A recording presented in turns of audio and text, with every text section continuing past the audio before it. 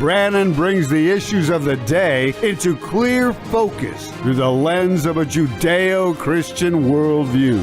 And now, here is your host, Brannon Howse. Welcome to the broadcast on this September 8th, 2025. September 8th, 2025. Joining me tonight is going to be a first-time guest. Matt Tardio, former Special Forces guy. He's going to join us. We're going to talk about many things, including the tragic terrorist attack in Israel today that left many dead. Others came into quick action to try to help save their fellow man or woman. We'll talk about that and Islam growing and spreading and taking down America. Islam growing to the point that apparently it's become fashionable to defend Islam. Tucker Carlson saying, I thought Hamas was just a political organization. Play the video for you tonight. Also, he says, well, wouldn't it be good to offer condolences to Osama bin Laden's family? Can you believe we're celebrating? I shouldn't say celebrating. We're acknowledging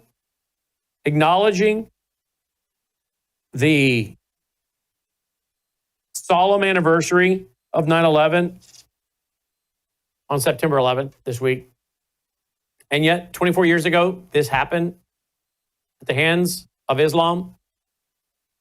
And we're at Tucker saying these things. Although something tells me Islam had some help somewhere along the way. That's all I'll say. Something doesn't quite add up with those buildings collapsing. We've done shows on that. Something tells me there's more involved than just Islam. We're also going to be joined tonight by Patrick Wood. He has a brand new article out, Own Nothing, the Great Islamic Finance Convergence. Talking about Sharia finance. Sharia finance.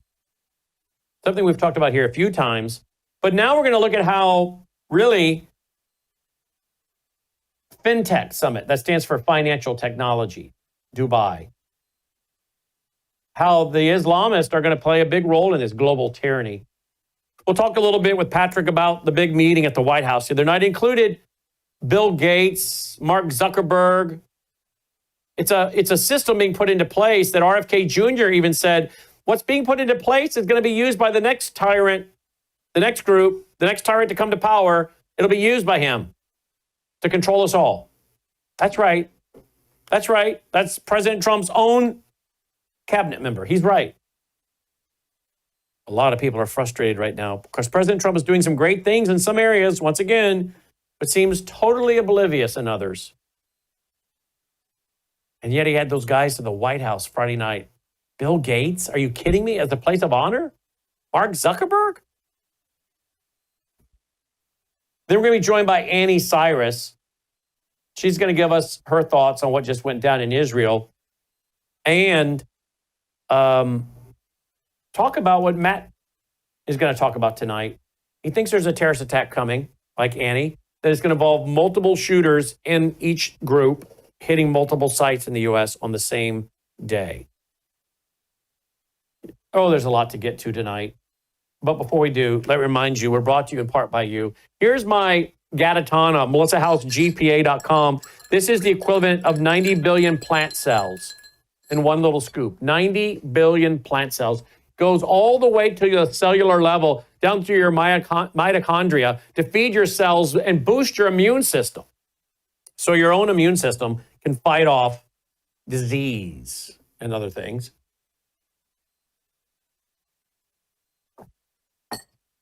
That's at MelissaHouseGPA.com. Check it out. I take it each and every day. I put half a scoop of the pet product. There's a human product, and there's a pet product. Well, tell Dolly she's not human. She thinks she is. Don't you, Dolly? There's a pet product and a human product. So I give her the pet product, obviously. Half a scoop goes to her every day, and a full scoop to me in water. In addition to that, I take Bella Grace every day. Just take the top off like that. That's at MelissaHouseBG.com. We have a lower third for that, boys. Look at that. It's magical.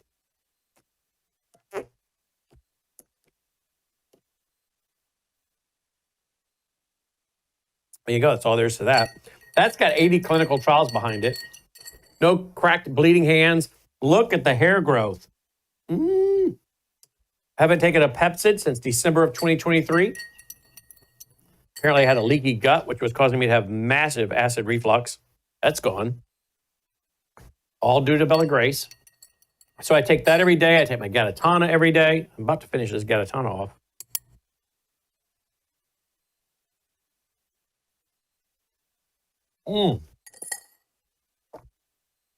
There you go. Now I got the energy to do the show. And then I swish with this. This is called Numi, loaded with glutathione to detox your cells. So many toxins in the environment, the air, clothing, food, it's everywhere. You really can't escape it. You have to mitigate it. Okay? Swishforlife.com. Some studies show that glutathione may remove mercury from your brain, helping prevent Alzheimer's, dementia, and Parkinson's. Go over to worldviewstore.com, would you? Look at that. The big national conference is coming up, folks. Love to have you with us. Live in the building. Just emailing with Sydney Powell today about her talk and what's going on. We'd love to have you with us. Worldviewstore.com. All the details are there. Just go down to the page, click on the link for it. You'll find all the topics we're going to be talking about. The bios of the speakers. You'll find our schedule Friday night, Saturday morning, Saturday afternoon, Saturday evening, the hotels, the restaurants. Be sure to use those links to get special deals in the hotels, all right? Or the phone number. Worldviewstore.com. Now, if you cannot be with us in person, then you can join us by the vault. If you remember, worldviewtube.com/vault, worldviewtube.com/vault. These are going to be amazing presentations. We'd love to have you join us one way or the other, folks. It's going to be very informative, no doubt about it. Okay. We're also going to be filming with the speakers when they're not speaking backstage, because we're producing a documentary for 2026 called 250 the Movie. 250 the Movie. Can America survive the existential threats? We'll be asking them about it. What are those threats? How should we prepare? So it's going to be a great event. Hope you can be there live or live streaming it. All right? Worldviewstore.com. Let's get started. Join me now is a first-time guest, someone I've been following on X for a while, Matt Tardio. Hope you'll follow him. You can find his X feed. Here it is, @AngerTab. @AngerTab. That's an interesting handle. We'll find out what it's called, @AngerTab. Although I think it's time for a little anger, folks. Some righteous indignation. I was fired up on radio today on my 74 stations. And let me just tell you, you might want to take his face down for 1 second, because he may not want to be tied to what I'm about to say. My editor sent me a text today reminding me, and this is my views, I'm not speaking for Matt. My editor sent me a text today reminding me that on September 6, 2024, that's a year ago, almost to the day, today's September 8th, 2025, I asked my radio audience on 74 Christian radio stations to pray that Tucker Carlson would repent for the anti-Semitism, repent for the stupidity, the propping up of Islam, and that if he would not, that God would judge him in front of the whole world. Well, I told my Christian radio audience today, stop praying for him to repent, simply now pray for God to judge him. Like the prophet Nahum showing up there in the Old Testament, 150 years after Jonah. Jonah was there to say, repent. Nahum, they did. But they didn't teach their kids apparently well. 150 years or so later, here comes the prophet Nahum. He's not saying repent. He's saying, God's about to take you guys down. And he's going to use the Assyrians to do it. Interesting, then they got judged. And I've been warning that I'm concerned that God is going to use Islam to judge America. And then the Islamists are going to get judged. I think that's Ezekiel 38:39. But I warned September 6, 2024, I said that Tucker Carlson was a tool of Satan. And here we are a year later. And Tucker's now saying, well, I don't think Hamas is I think it's a political organization. Hey, idiot. Have you not read the Hamas charter? Are you that stupid? I'm starting to believe, it's my opinion, that Tucker Carlson has been put there by some dark forces in the intelligence arena to gain a following and now do this. And it sure is dividing the MAGA movement, the America First movement. When this dude said he was attacked by a demon in his sleep with his dogs in the bed, woke up with scratches. Hey, moron, might be your dog scratched you. My yellow lab does it to me almost every night. But somehow you think you're being attacked by demons? Well, if you are, you might want to stop being a tool of Satan. You know, that's all I'm asking. So I'm saying now, Christians, if you're a Christian, you're listening, stop praying for Tucker's repentance. He's had time. I'm praying for God to judge him, not man, God to judge him so the world can see. You fool around with God and you mock God, and I think that's what he's doing, you're going to get judged. And if we really believe Genesis 12, verse 3, I'll bless those who bless you, I'll curse those who curse you, then we should not be afraid to say, then you know what, Lord? If it's your will, judge Tucker Carlson and curse him for the whole world to see. Because I am sick and tired of seeing him defend groups like Hamas. I sat at this desk on October 8th with my former Muslim friends who rejected Islam and became Christians, my reporter on the ground in Israel, and for over 8 hours, we broadcast the uncensored images that everybody else were too wimpy, too cowardly to show uncensored. We said, we're not censoring this. Because there will be those in a matter of weeks who will say this was somehow justified. This was Israel's fault. This was the Jews' fault. And I want my audience to realize how barbaric, vile, demonic this was. Raping women, group raping, gang raping, cutting off the feet of babies, putting them in an oven. Why? Because they're Jews? I've said 1,000,000 times, I don't agree with everything the Israeli government does. I don't agree with most of what my government does. But I do understand anti-Semitism. And as a student of history and the author of 17 books, and by the way, I write my own books, unlike most of the fake evangelical leaders who all have ghostwriters. Oops, one of them turned out to be, less than evangelical. I won't get into that scandal tonight. Well, maybe that's what happens when you hire people to write your books and then put your name on it like you wrote it. I wrote my 17 books. And I've been doing this for 35 years.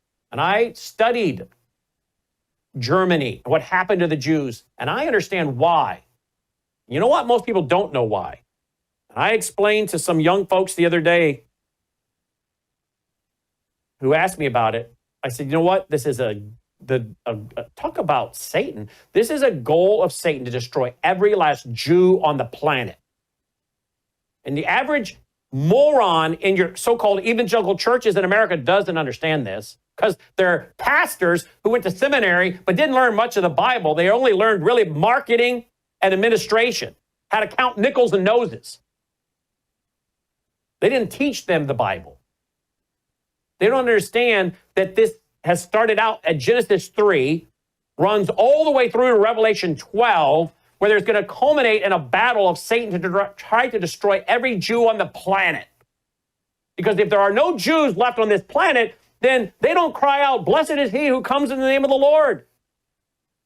They don't physically, some of them, survive through that 7-year tribulation, roll into the millennial kingdom, and God fulfills his Genesis 15 covenant, gives them the land that they were promised, that they don't even occupy much of now, but he's going to give it all to them, making God a covenant keeper, not a covenant breaker.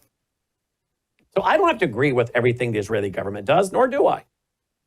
But I understand a demonic plan when I see one to destroy every last Jew on the planet. And I would ask some of these anti-Semites, how many Jewish friends do you have? I have a lot of Jewish friends. Some of them, they don't believe in my Jesus. I pray they will, but they tolerate me, and I love them. Now, I have some of my Jewish friends that are Messianic Jews. They believe Jesus is Yeshua, Messiah.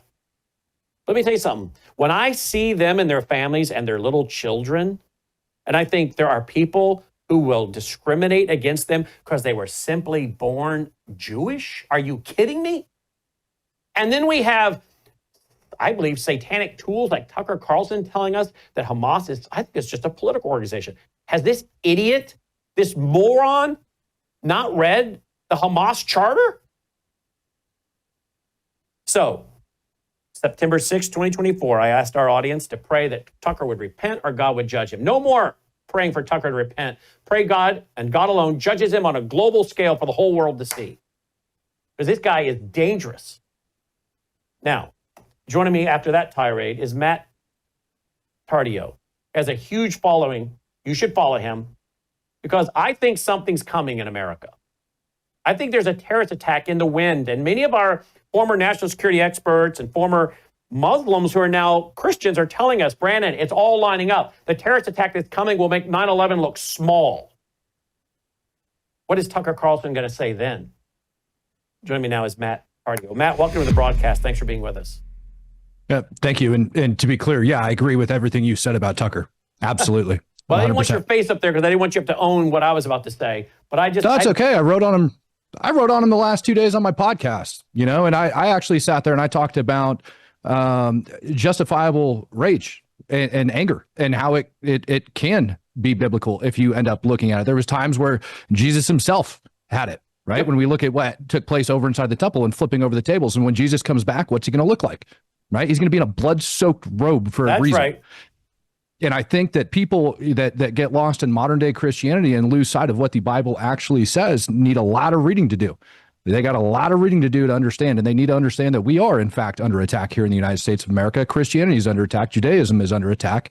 And it's my opinion, not just that Tucker Carlson might have some demonic issues going on, but I actually think that when the so-called prophet Muhammad was visited by the angel Gabriel, that it was very likely a demon that ended up going up over to him. 100%. And we are seeing the consequences of that today. But I think back and I go over to Job and I go, okay, well, at the same time, nothing happens on this planet, without God allowing it to happen. So there is a reason behind that. And I believe that. And I think that everybody just needs to sit there and again, just get back deeper into the Bible and understand what's actually taking place here on earth right now. Oh, wow. And I didn't know you were going to say that because I don't know much about you. So I didn't know what you were going to think of my little monologue there, but you clearly know the Bible. So, wow, we're going to have you back more. So for those who maybe didn't see it, here's what Tucker Carlson had to say about Hamas just very recently.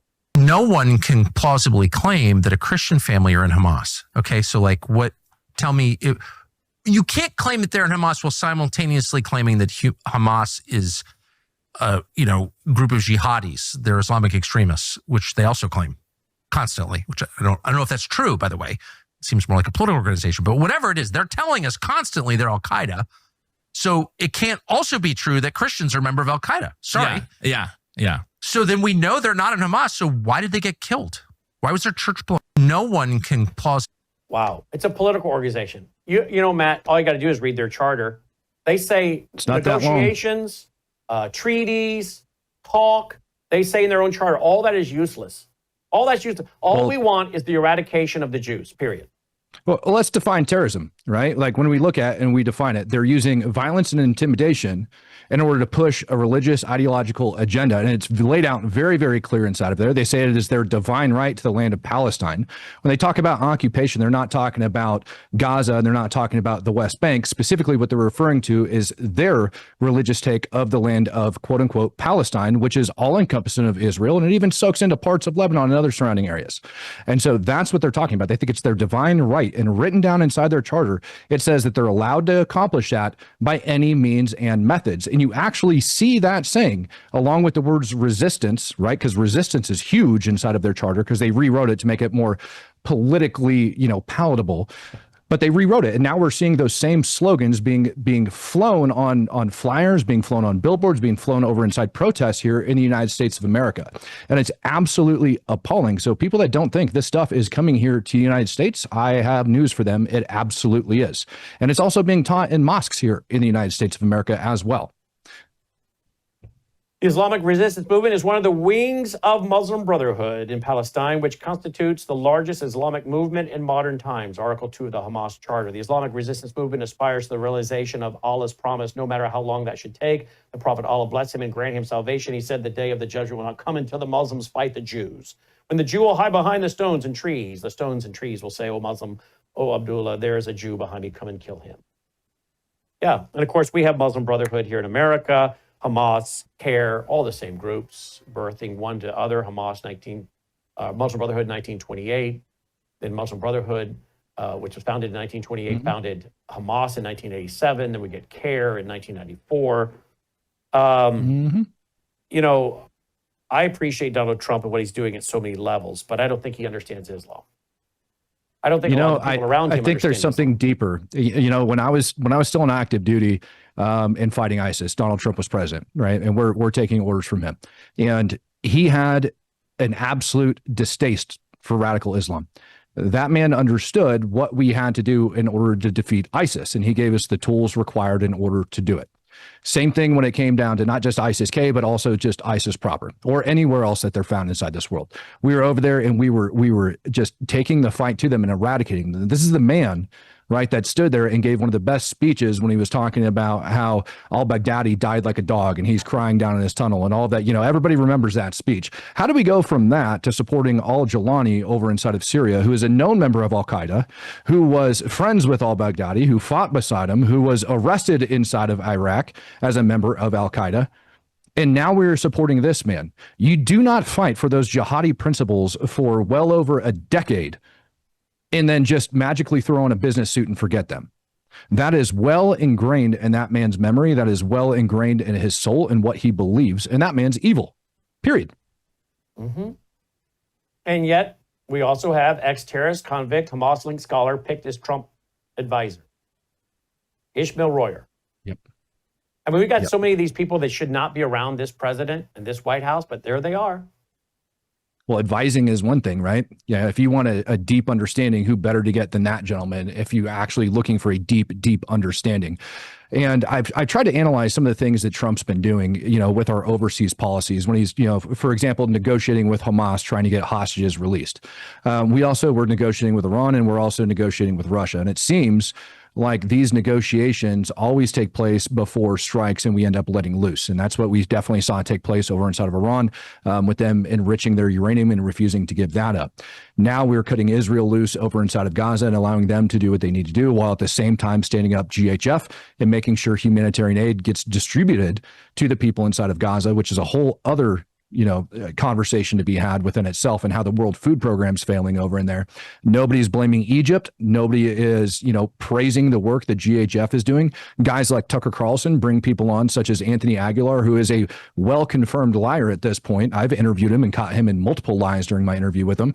So why does Tucker not go back and issue a retraction on that? Why do we not see mainstream media doing that? And the answer is because they want to push a narrative, right? They want to grift this particular set, probably try to get some money out of it while they're at it. And you're right. Money is not the root of all evil, but the love of money is, because that love of money, them going after and doing it specifically for selfish reasons, that's what's bringing that evil in there, in my opinion. So let's talk about the rise of Islam in America. I mean, they're building mosques left and right in Tennessee and Florida, sure. Texas. Texas is going down hard. Really bad. I mean, you got an imam now going around telling the businesses stop selling pork. We've got the video. Right. You've probably seen the videos going viral. What do you think is coming? Because I'm reading Sarah Adams. I'm reading you. I'm reading and interviewing a lot of our other folks: Annie Cyrus, Shahram Hadian, Usama Daktok, Hadia Maramonde. Many of them are concerned that something big is in the wind, that maybe even a terrorist attack, some are believing, that could make 9/11, which is coming up now on the 11th of this week, 24th anniversary of that horrible day, look small. What do you think is coming? Do you think Al-Qaeda has invisible explosives and other things here, as Sarah Adams is writing about? So I'm gonna keep that. I have viewed some of the paperwork and documentation that goes along with the invisible explosive vest. That's not a huge worry if you really think about it. And I know some of the precursors that are included inside of that. There's no reason for them to track that stuff across the border into the United States when it's readily available here. If I really wanted to go down to Home Depot, buy a couple things, I mean, I could order things directly off Amazon and have an entire kit shipped to my door. And for people that say that, no, that's not how it works, yeah, it is. All right. Like I've literally done it, and it can be done, and you're not being tracked, and nobody knocked on my door a little bit later. Right. I've got training in homemade explosives. I am on a watch list for that, but that doesn't mean that when I order that, they don't come up and check to make sure that I'm doing the right thing. And all that was being done for training at work back when I was on active duty. However, you can acquire those things here, but I think it's actually much more sinister, and I don't think you even need sleeper cells at this point in time. I think a lot of the different school shootings and things like that we're seeing here in the United States is likely, some of these people are being recruited online, and they're being radicalized online in order to make it happen. We had 2 people inside of Oklahoma this last year that ended up getting arrested by the FBI for going up and picking up AK-47s. I think it was like 500 rounds of ammunition, if I remember correct. Both of one of those individuals, I believe, ended up coming into this country, was supposed to have a visa during the Afghan evacuation, but didn't have a special immigrant visa, which we can, again, blame the Biden administration for a lot of that. But those types of things are embedded well within this country. And when I look at what's going on overseas and I see what's going on, we have radical speech getting given inside of these mosques. It's being broadcasted online to the point where I can find these videos and I can bring it out where they're literally talking about you should be attacking the necks of the infidels, right? Going after them. And that type of language is being openly covered underneath the First Amendment, talking about freedom of religion, things of that nature, because it's all written in the Quran or in their hadiths, and they're able to go and they're able to talk about these things under the guise of the First Amendment. But really, it's inciting violence. When we take it a step further and we start looking at some of the knife attacks that are taking place around the world, it doesn't even take a firearm. It doesn't take a bomb. We had a gentleman on a bus, I believe it was last month, up in Canada that just walked up and just started slashing people while praising Allah. Same thing happened over in, I want to say it was it France the other day when that ended up happening? You had a guy just running down. Of course, we have this taking place. That's actually, I don't know if I actually saw Muslim connection to that gentleman. I heard he was just mentally deranged, which if you're going to go stab anybody or conduct any shootings, you have mental issues in the first place, right? That one was over inside North Carolina against the Ukrainian girl. And, I look at these different things and what's taking place, and all it's going to take is some sort of catalyst. So traditionally, you've had the Shias and the Sunnis that are constantly, going at it against each other. One of the big issues that we had in Iraq was a lot of the sectarian violence where you have the Sunnis going after the Shia, and sometimes it was vice versa. But all of that seems to be put aside for right now because, even when I was in Iraq, I'd have Iraqis that would walk up to me with videos from the Holocaust on their cell phones and be like, look, Holocaust good, of Jews being gassed or being shot in the back, telling me how good it was, right? And I would just get pissed and I'd tell them to leave me alone. Now, all right, it seems that we have Shias and Sunnis working together, and you can look no further than what's taking place with Iran across the entire region, right? As we look at the way they're projecting themselves and the different people they're working with. Here inside of the United States of America, they feel that Islam's under attack, and they're using words such as Islamophobic, saying, oh, you're just Islamophobic. No, I just don't like that you get to sit here and tell me that Jesus Christ isn't Lord and Savior, and yet when I tell you that Muhammad's a false prophet, you threaten to cut my head off. Right, that is the definition of terrorism. Right, you are using fear and intimidation to push your religious ideology. That's terrorism within itself on a very low level. The amount of times that I've came under attack just for being Christian and just for speaking out against radical Islam is absolutely nuts.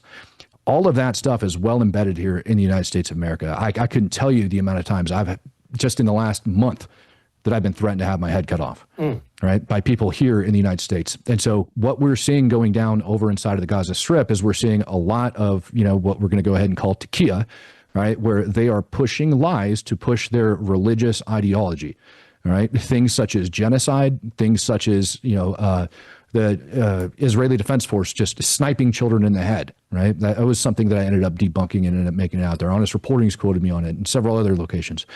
So we look at those things, and what they're doing is they're using that as propaganda in order to fuel this, because as soon as they feel like they've got the world on their side, well, now they can come over. And what we're seeing taking place inside Gaza right now is kind of like the last stand of Hamas over inside Gaza City. They're surrounded, they're locked in, and they've set themselves up for a last stand. My fear is what's going to end up happening along with that is obviously the media arm of Hamas is going to end up capturing a lot of the airstrikes. They're going to end up capturing a lot of the gunfights. They're going to end up capturing a lot of the firefights. You talked about it earlier where you have mothers inside Gaza that are saying, yes, I think I had one found a clip of one the other week that said that she had 4 kids that were martyred and she was super happy and she's celebrating because now they all get to go up to paradise, right? We've seen fathers that end up taking their kids and trying to shoo them off to go get Israelis to kill them. That way that, they can be exalted. And it's just absolutely nuts. But at the end of the day, you also have people that are not maybe trigger pullers that are over inside of Gaza City that are willing to be martyrs, that are willing to get captured on camera. And so as Israel starts advancing, I do see that you have 2 different kill zones set up, one for the Israelis and one for the Palestinian people. Talking with a good buddy of mine that's an Israeli Special Forces operator over, and he's had numerous tours in and out of Gaza. He told me that he ended up encountering a family on one of his clearing operations at one point in time that was kind of like hunkered down inside of a building, and that Hamas had threatened to kill them and told them if they didn't stay there, that they were going to shoot them. And the idea was that they're going to get them caught in the crossfire. Same stuff that I faced fighting the Taliban and ISIS. Same exact things, right?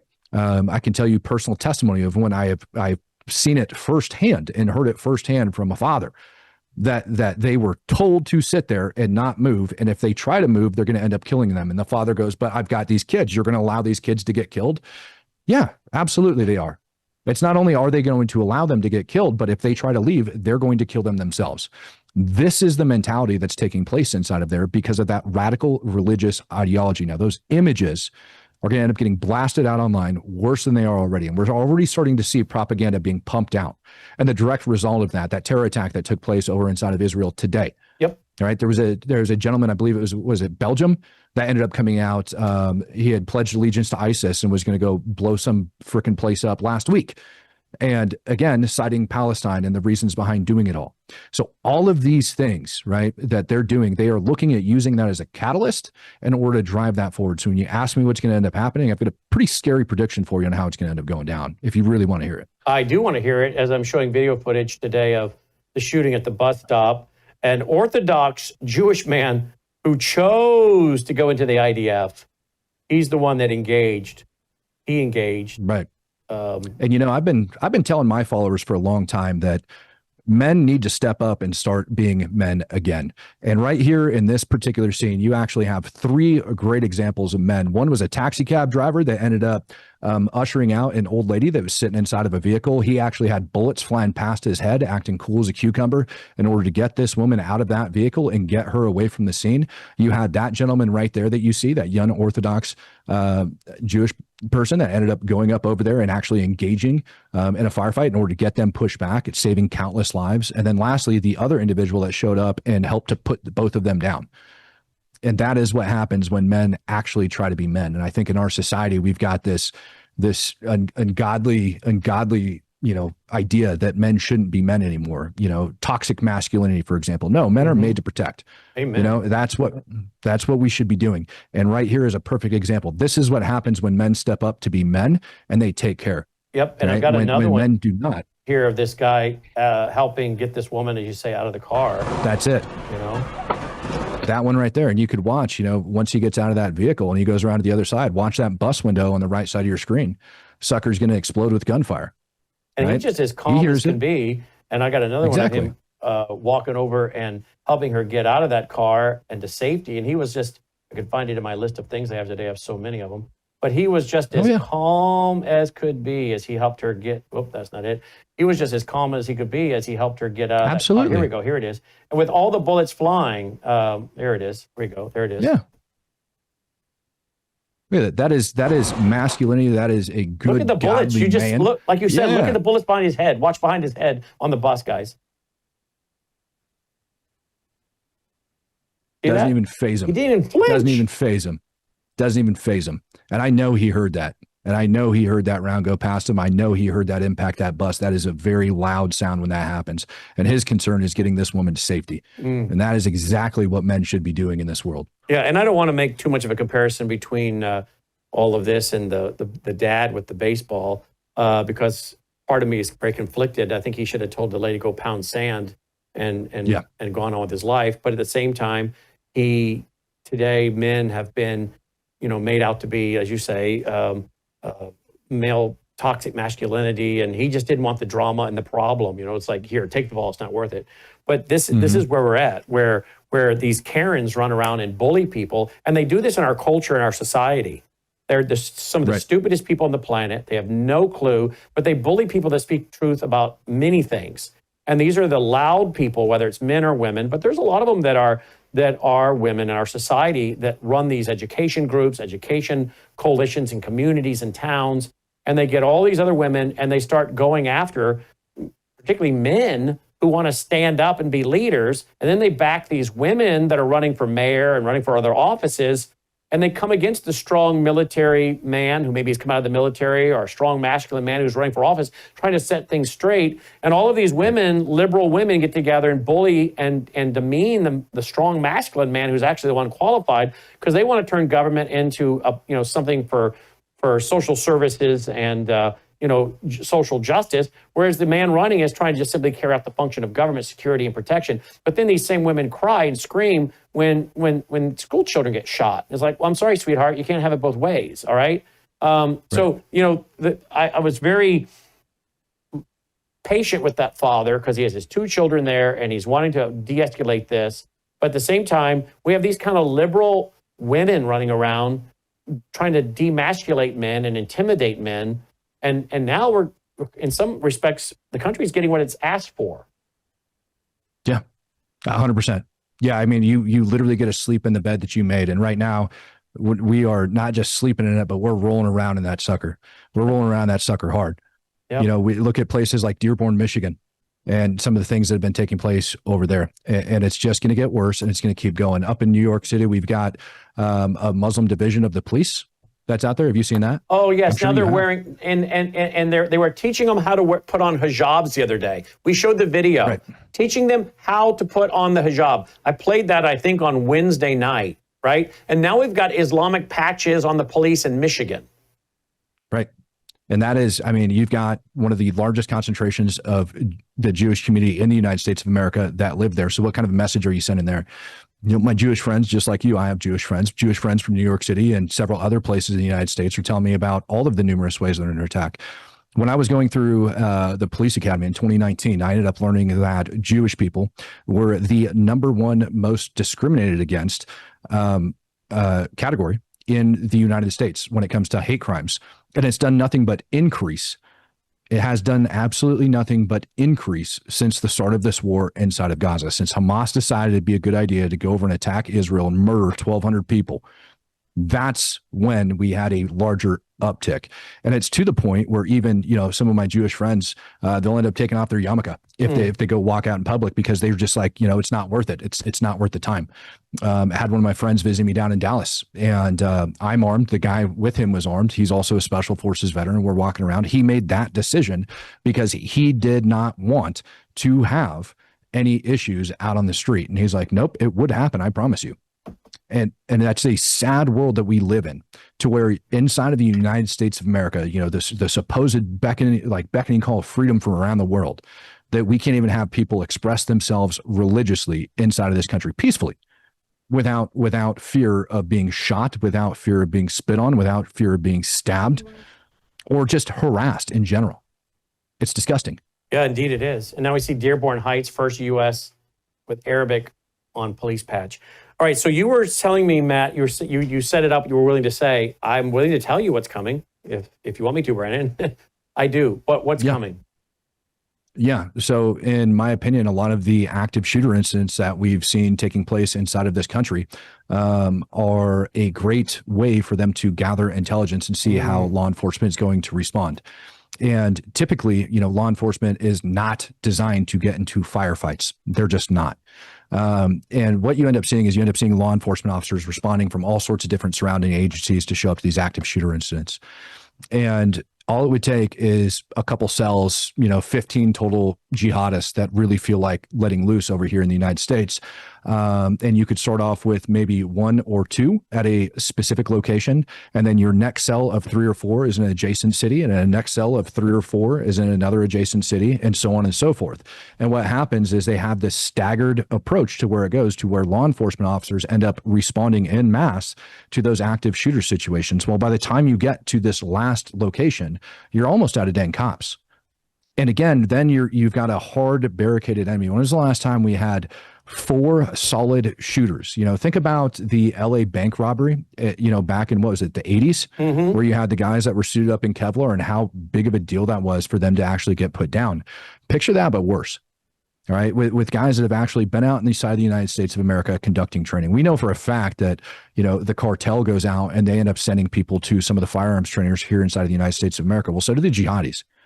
Right. And there's guys like me, retired SOF vets, that are out there constantly training on these things day in and day out, as they should be underneath the Second Amendment. They should be allowed. They also need to exercise some really good discernment in who they allow to actually attend that training, making sure that they're solid, right? That those are solid individuals with the right peace of mind behind it. And I do believe that is going to be coming. And the explosives on an airplane, all of those things, that's not my concern. My concern is on a daily basis here in the next couple months, this propaganda gets shoved out. They decide to stand up. And then you also end up having other people that just go to join in on the party, right? Some of these other jihadists that hear what's going on, because they're going to be live streaming this. They're going to be putting out videos on it. They're going to be talking about why they're doing it. There's going to be announcements, and they're going to try to pull more people in order to make that happen. Mm-hmm. And so you and I are 100% agreement. Here is our broadcast. I just went to our worldviewtube.com archive, put in the perfect day. There it is, December 16, 2007. The perfect day of terrorism explained, what every American should understand. We covered again in 2008. We covered it several times. Several times we covered this idea of the perfect day, as it's called, that would involve terrorists hitting multiple schools in one day, kind of reenacting, if you will, Beslan over in the former Soviet Union, where over 300 died. And yet, I'm pro-police. I have many friends that are police. I'm pro-police when we hire the right people and they're staying faithful to the oath. Unfortunately, many of our police chiefs have been hired by woke city councils, county commissions. So you have a woke board. They're politicians. You hire woke politicians, hire woke police chiefs that cater to what they want. Then they begin to do DEI hires. And then you end up with people that should never be on a force, never have a gun, and they can't shoot. And I have friends of mine in the police departments that tell me these folks they hire, some of them are women, minority women, they get hired and they shoot in the dirt. They cannot hit the target. And then their task was spending time trying to get them to qualify, and they can't even get them qualified. But they only got hired because of their gender and their people group. That's a thing. There was also a law enforcement officer, male, that was at the agency that I was at for, I want to say it was like 15 or 16 years. And he ended up getting in a vehicle accident one night all by himself. And I remember him coming over the radio. And he ended up calling in, giving his unit number, saying that he was involved in a motor vehicle accident and that he needed to have a tow truck. Dispatcher asked him if he was okay. And he's like, oh, yep, I'm okay. And they're like, well, what about the other vehicle? He goes, nope, nobody else was involved. Well, the shift supervisor for his shift ends up showing up and discovering that his patrol rifle wasn't even properly loaded. When I was responsible for training law enforcement officers down in the South, I trained a lot of sheriff's departments and some members of 3-letter agencies, et cetera. And one of the very first law enforcement classes that I ended up teaching, certified so that they can actually get credit for this training, we had a particular sheriff's deputy that did not know how to load their patrol rifle either, and also was abysmal when it came to shooting. And praise God, because that night that we actually got done conducting that training with them, they actually got in an officer-involved shooting, and they all were able to come out on top. That particular shift, those particular officers. They need funding. They need funding, and you need to take DEI and throw it out the window. Those jobs should specifically be for those that meet particular qualifications. You look at what Secretary of Defense Hegseth is currently doing over inside of or I guess we call him Secretary of War Hegseth now, wouldn't we? What he's doing over inside of the DOD and the way he's kind of like restructured the standards inside of there, where he has, made sure that if you're in a particular MOS, you're going to meet a particular qualification. You have to do that in order to do this job. War doesn't care about your feelings. War doesn't care about your gender. It just cares about whether or not you are going to survive. It's not kind. It's not kind to the strongest of men. I've seen grown men break down in freaking tears. So yeah, you better be spot on. And particularly when it comes to law enforcement officers here on the street, it's even more dangerous. And it's sad that they get as little training as they do. It's really sad. So you want better law enforcement officers? Give them the funding. Yeah, 100%. And we've been saying that here a long time. Quit spending $60 million on your high school football stadiums and high schools, okay?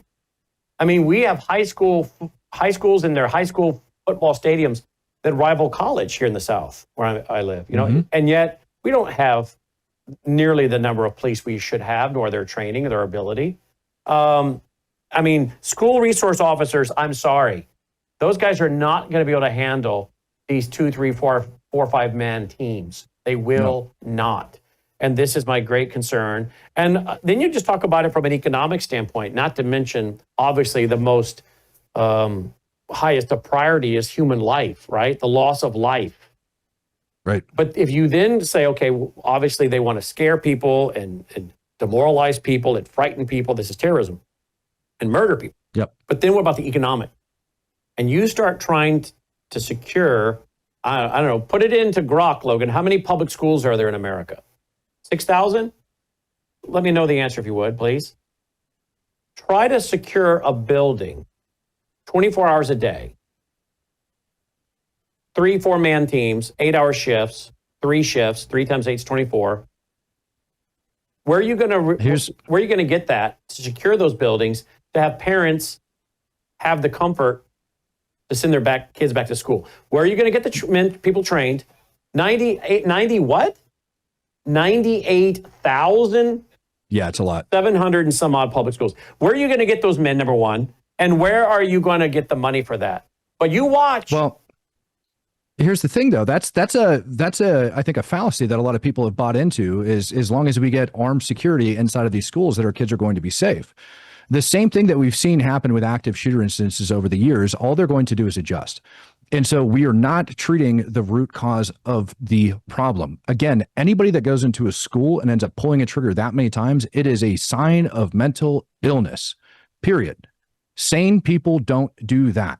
So what happens? I put a bunch of armed security officers inside of a school and it gets put on lockdown. Number one, there's always ways when we go and we look at Uvalde, for example, teachers ended up leaving the back door unlocked. And that's how that individual ended up getting there as he was being chased by a law enforcement officer nonetheless. That individual should have been shot in the back. Legally, that could have been done. But what ends up happening is you now have another zone that ends up getting created outside of that. So just like we see these active shooters have adjusted their tactics because police have now been just trained to move to stimulus. There's bullets flying, get your butt inside that door, right? Go in there and stop that threat. Well, now what we've seen is this complete opposite thing where we have people go inside, they raise chaos for about 2 minutes, then turn around, they pull security on that door and wait for those Leos or first responders to come through and they start shooting at them. So when we go and we end up securing the inside of those schools and we put armed guards inside those schools, all we did was move that threat area to the outside, right? Think about the school bus lines. Think about the parents that are waiting to drop everybody off. Think about all of those things. Those all become brand new targets. Now what? Right? We're going to drop more armed security outside, then they're going to end up chasing us around. No, we need to go after what the actual problem is, and we need to treat that as a short-term fix. I agree. Get security in those dang schools. Get those kids protected. Have people that are competent standing there with firearms to make sure that they are taken care of. Mm-hmm. At the exact same time, you need to be going after and treating what the actual problem is. And the more time we spend trying to blame it on firearms, dude, how many Democrats did you hear come out today that are going to be blaming firearms for the cause of the shooting attack over inside of Israel? Mm-hmm. How many Democrats did you hear blaming AR-15s and AK-47s and pistols and grenades for the attack that ended up taking place? Just telling Israel, hey, look, if you don't want this stuff to happen, just go ahead and ban assault weapons, ban AKs, ban all of this stuff over inside of Gaza, and you're not going to have a problem. No, they blamed it and they took it right out of the Hamas playbook, and they end up blaming it on occupation and everything else. Yet when it comes to our children, our safety, our public here in the United States, they don't want to do that. They don't want to make a different excuse. It's all excuses. And the real root of the problem, just like it is over inside of Gaza, where you have radical religious ideology that needs to be just snuffed out. The same problem exists here in the United States with mental illness, and we are not addressing the root cause of that problem. Wow, that's well said. You're right about the soft targets, because I've seen these kids all unloading in the morning or at night, and you're thinking, wow, that's a lot of soft target.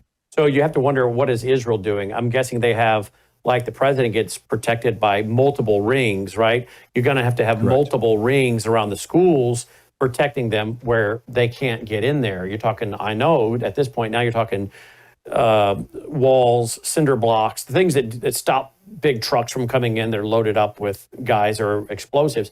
But the country's not ready for that. Israel is. They've experienced it. They're ready. They have the armed teachers, etc. The country, unfortunately, and may never learn it here. We'll see. But with that said, in our final moments, Matt, I've been kind of a little squishy in the area of National Guard on the streets of our cities.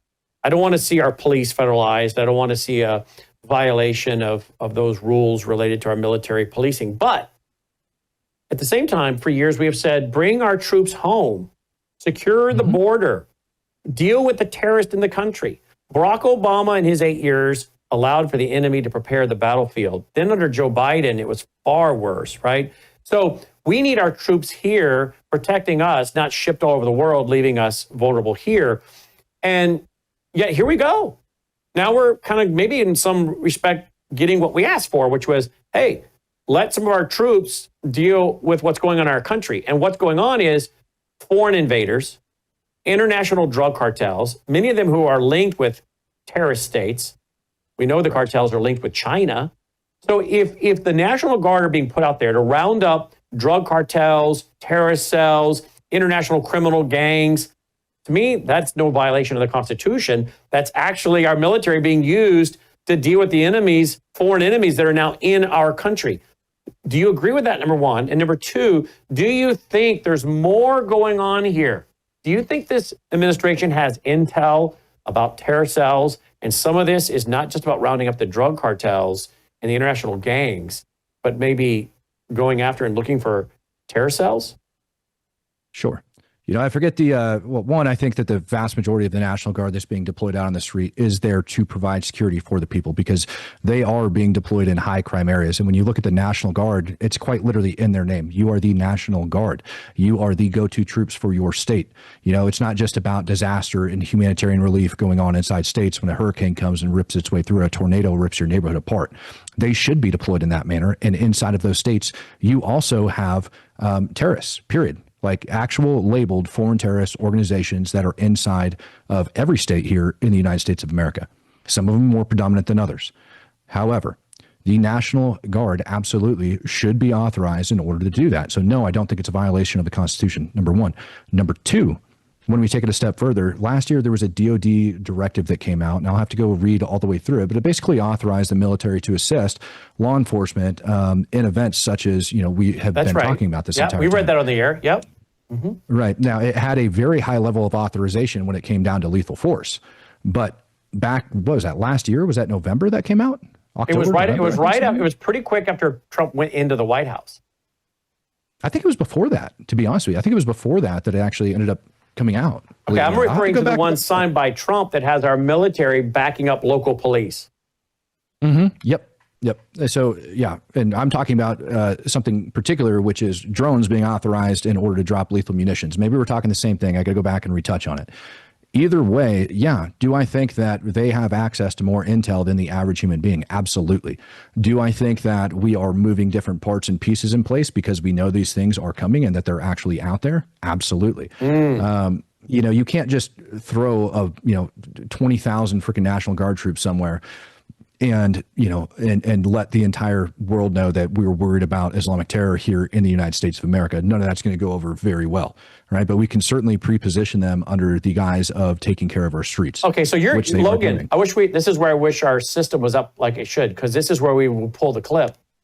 Because, Matt, that's what I said to this audience. I said, I have to wonder if this isn't conditioning the American people to get comfortable with this, because something bigger is coming and we need them already here on the streets and comfortable. The people comfortable. So why did it take so long for Israel? The directive was signed when, Logan? September 27th, 2024. There we go. Who signed that one? It was just the DOD. Okay. Yep. So we look at let's take October 7th and how long it took Israel to actually respond and get that situation under control. And a lot of people like to throw a conspiracy theory out there and say, well, because, Israel wanted all of these people to die, they allowed it to happen. It's all a false flag, so on and so forth. That's garbage. You do not have soldiers sitting around on rucksacks with ammo and vehicles ready to roll, ready to deploy at a moment's notice, either here in the United States of America or even over in Israel, especially to that extent. And so it takes time to spin all of those things up, right? So picture any of those attacks going down here in the United States of America that we've described. How long would it take to spin up the National Guard and actually get them out there? How long would it take for those authorizations actually to get done? How long would it take even for the ammo to get issued out? Right? Taking all of that stuff into account takes time. And I think the United States learned its lesson from Israel and is likely prepping for such an attack. You think the U.S. is prepping for that kind of attack? Correct. And what, you have a time frame on it? I don't. Do you think it will be the active shooters, multiple people in each cell? Yes. And Yep. hitting on one day, multiple places? Correct. In very close proximity to each other, and it could take off in multiple different states. And I think, like I said, your catalyst for this entire thing is going to be when they feel like they have enough of the public backing behind them, right? When October 7th first happened, everybody was against them. Everybody was against Hamas. Everybody looked at that and said this was garbage until their tequila started coming out, all of their false claims. I was in a debate last night, and I'll go over to TikTok and I'll hold debates on TikTok because that's where you reach the younger generation, right? Hearing people deny that rape even took place, that there's no evidence of it. And their calling card is, well, where are the rape kits? So you understand that like 10 Israeli troops end up getting killed or wounded over inside Gaza. That turns into a mass casualty event. Their hospitals weren't designed for things like that over inside Israel. And so when you have 1,200 people get killed on a daily basis, like in a single day, you get X amount of wounded, those hospitals are overwhelmed. A girl walking in saying, I was raped, they go, okay, are you all right? And she goes, yep. What do you think the priority is on those days inside of those hospitals? And people don't understand those things, and they're willing to take and twist truth in order to change it. And here in the United States, all that's going to take is this accusation of genocide. It's going to take those videos that Hamas is going to be putting out, and they are going to rally behind that cause. Who was it that said a lie can travel like halfway around the world while the truth is still like lacing up its shoes? Exactly. Trying to get its pants on. And now we see President Trump going into Chicago. The mayor, the governor of Illinois, I should say, and the mayor are coming against Trump. And I said on the radio today, why are the Democrats so defensive of thugs and gangs? And I think because a lot of them are funded by the CCP. The CCP is in alliance with a lot of the drug cartels, making the precursor chemicals for their fentanyl. There's a lot of money under the table. They're getting paid by Islamic groups to be their mouthpiece for them. A lot of money sloshing around from Iran and other places, maybe many other reasons as well. But you look at what these mayors and governors, they should be thanking the president to come in there and get these international crime gangs out of their cities and states, but they're not. But you watch them, they're going to turn this into Islam versus the MAGA, Islam versus MAGA, and make them out to be victims, which will help further seed their so-called righteous cause. What do you think of that? Well, I think they're going to lose all of their statistics for, shootings here in the United States of America. When you start looking at like the bulk of the mass shooting incidents that end up taking place, you're talking about drive-by shootings, inner city violence, things of that nature that end up going into it. When you start narrowing it down, into schools and public places, the number gets so much lower. FBI did a really good job breaking it down. I think between 2000 and 2024, you only had 43 people that ended up getting killed in these actual mass shooting incidents here in the United States of America, which, according to mainstream media, it's completely and totally different. So not only do they lose that footing to push their own agenda, but let's talk about too how they look horrible. They look completely and totally incompetent. And it doesn't play out to their voter base. Their voter base wants them to think that they're happy and that the government, their local government can protect them and big government can go away, right? I'll compare two things. I'll compare the Amir story from Anthony Aguilar when he came out and claimed that GHF and the IDF ended up murdering this poor child, and now we know he's alive, right? How come nobody's out there singing the praises? Praise God, this child is alive. Mm-hmm. Praise God, he did not get taken by Hamas. Thank God these things didn't happen. Praise God. Where are the people doing that? Those same people that refuse to be happy that this child is actually alive, even though it makes their cause look bad, are going to be the same exact people that refuse to be happy inside the cities. Praise God, our kids are not getting murdered on the streets anymore. Praise God, we can now walk down the street. Praise God, I can go running and I don't have to worry about getting raped. They are not going to like it, and they're just going to make them eat a lot of crow. And because they got to eat crow, because it doesn't go along with their politics, they're going to be upset. Mm-hmm. I think it's pretty simple. So how should people prepare? With all this information you've given them today, how should they prepare locally for their families, et cetera? Yeah, for families, I would say that pay attention to everything that's going on. Go out and get yourself a first aid kit. There's lots of good ones. Make sure you have pressure dressings, tourniquets, and chest seals. Pretty simple stuff. And you can buy all that stuff online.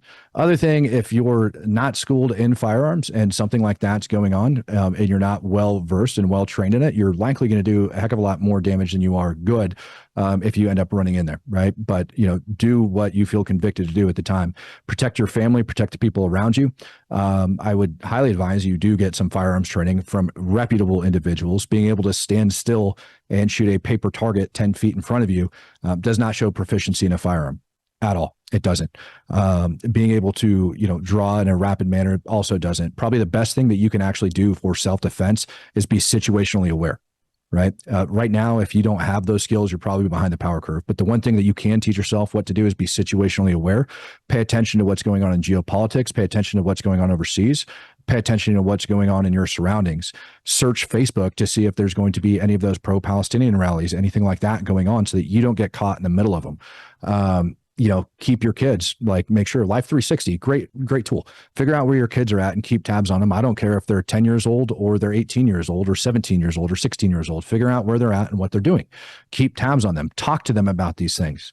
One of the first things I ended up doing with my stepchildren when October 7th happened was sitting them down and showing them the brutality of what took place so that their minds weren't infected. I hope that as reasonable parents, you're showing them those things, because those are realities. Here inside of America, we live in this utopia where we think that nothing bad can happen, right? And we end up getting this normalcy bias that everything's perfectly okay. There was a study that got done over inside of Iraq, and it took the average soldier that was operating inside of Iraq about 3 to 4 seconds to realize they were getting shot at. And these are soldiers that were walking on the streets, doing movement to contact, and they analyzed all the enemy video, all the video that was played on Al Jazeera, and it took them 3 to 4 seconds to realize that they were getting shot at. Soldiers that are expecting contact, 3 to 4 seconds to actually figure out, yes, I'm taking fire and I need to react, in order for them to make a decision and actually react. 3 to 4 seconds. How long do you think it's going to take you walking through a Walmart, walking down the street in a large shopping center to actually figure that out?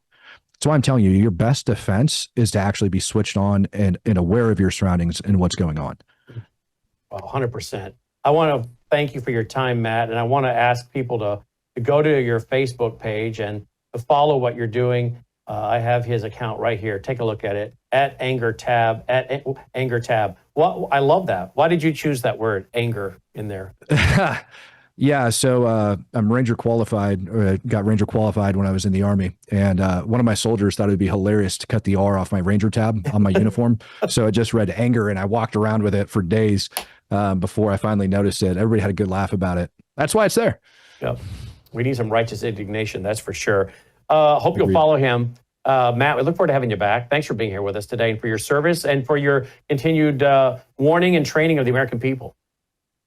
Of course, I'd be glad to come back anytime. Look forward to having you back. Matt, checking in tonight. Matt Tardio, Tardio. Follow him on X there. At Anger Tab. Now, for those who maybe, again, Christianity in America has become so weak. Oh, no, you can't call for God to bring judgment. You can't call for God to actually do what he says he's going to do. Really? Folks, pull out your Bible. Let's go to Psalm 94. Psalm 94, verses 1 through 2. O Lord God, to whom vengeance belongs. Yeah, it belongs to him. Have we asked? Have we said we're going to do anything? Have we asked people to do anything? No. We said, pray that God begins to judge these people publicly. O Lord God, to whom vengeance belongs. O God, to whom vengeance belongs, shine forth. Rise up, O judge of the earth. Render punishment to the proud. That's what I'm praying for, Tucker Carlson, for God to do that. And he's not the only one. But as my editor pointed out, September 6, 2024 is when I said Tucker Carlson, a year ago, almost to the day, is a tool of Satan. And I began to call for people to pray that he would repent, if not, God to judge him. I'm done praying for him to repent. I'm now praying because I'm not sure that he can repent at this point. I think his conscience might be seared when you start making excuses for Hamas, saying they're a political organization. I think they're a political organization. And when you say you're willing to offer condolences to Osama bin Laden's family, I think you probably have tipped over. Who am I? I can't read his heart. But you know what? You know what I'm doing, folks? I'm asking God to judge these people. It is time for them, I think, to be an object lesson to other wicked people or people who think they can continue to mock God. So for those who are weak and wobbly in the knees, go to Psalm chapter 94, verses 1 through 2. Then you could actually go to the book of Revelation, where the saints under the altar are crying out, "Oh Lord, how long before you avenge our death?" He doesn't say, "Shame on you." He says, "Here's your robe, wait a little while." And boy, does he avenge.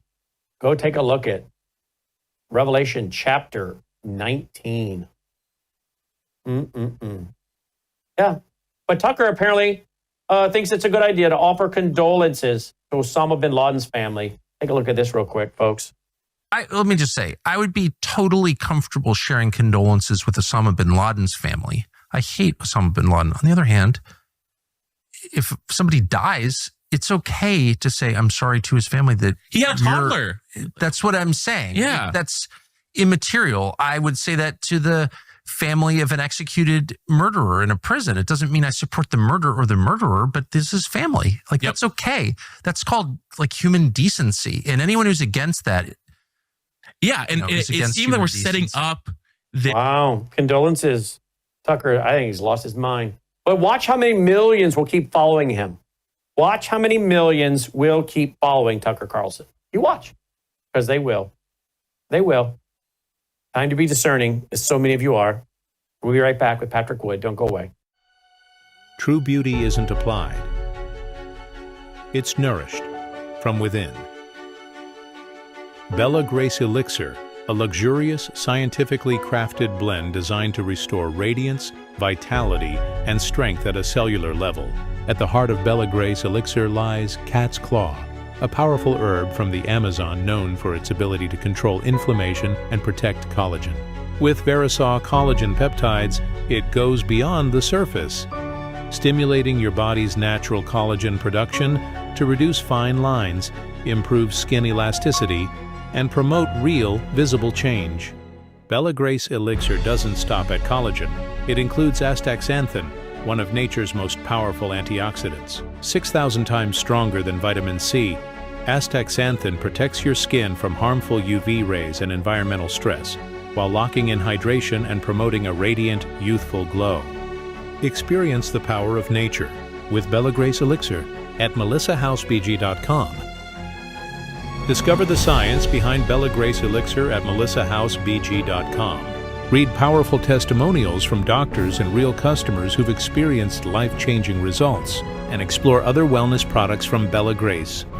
Bella Grace Elixir is more than just a product. It's a solution.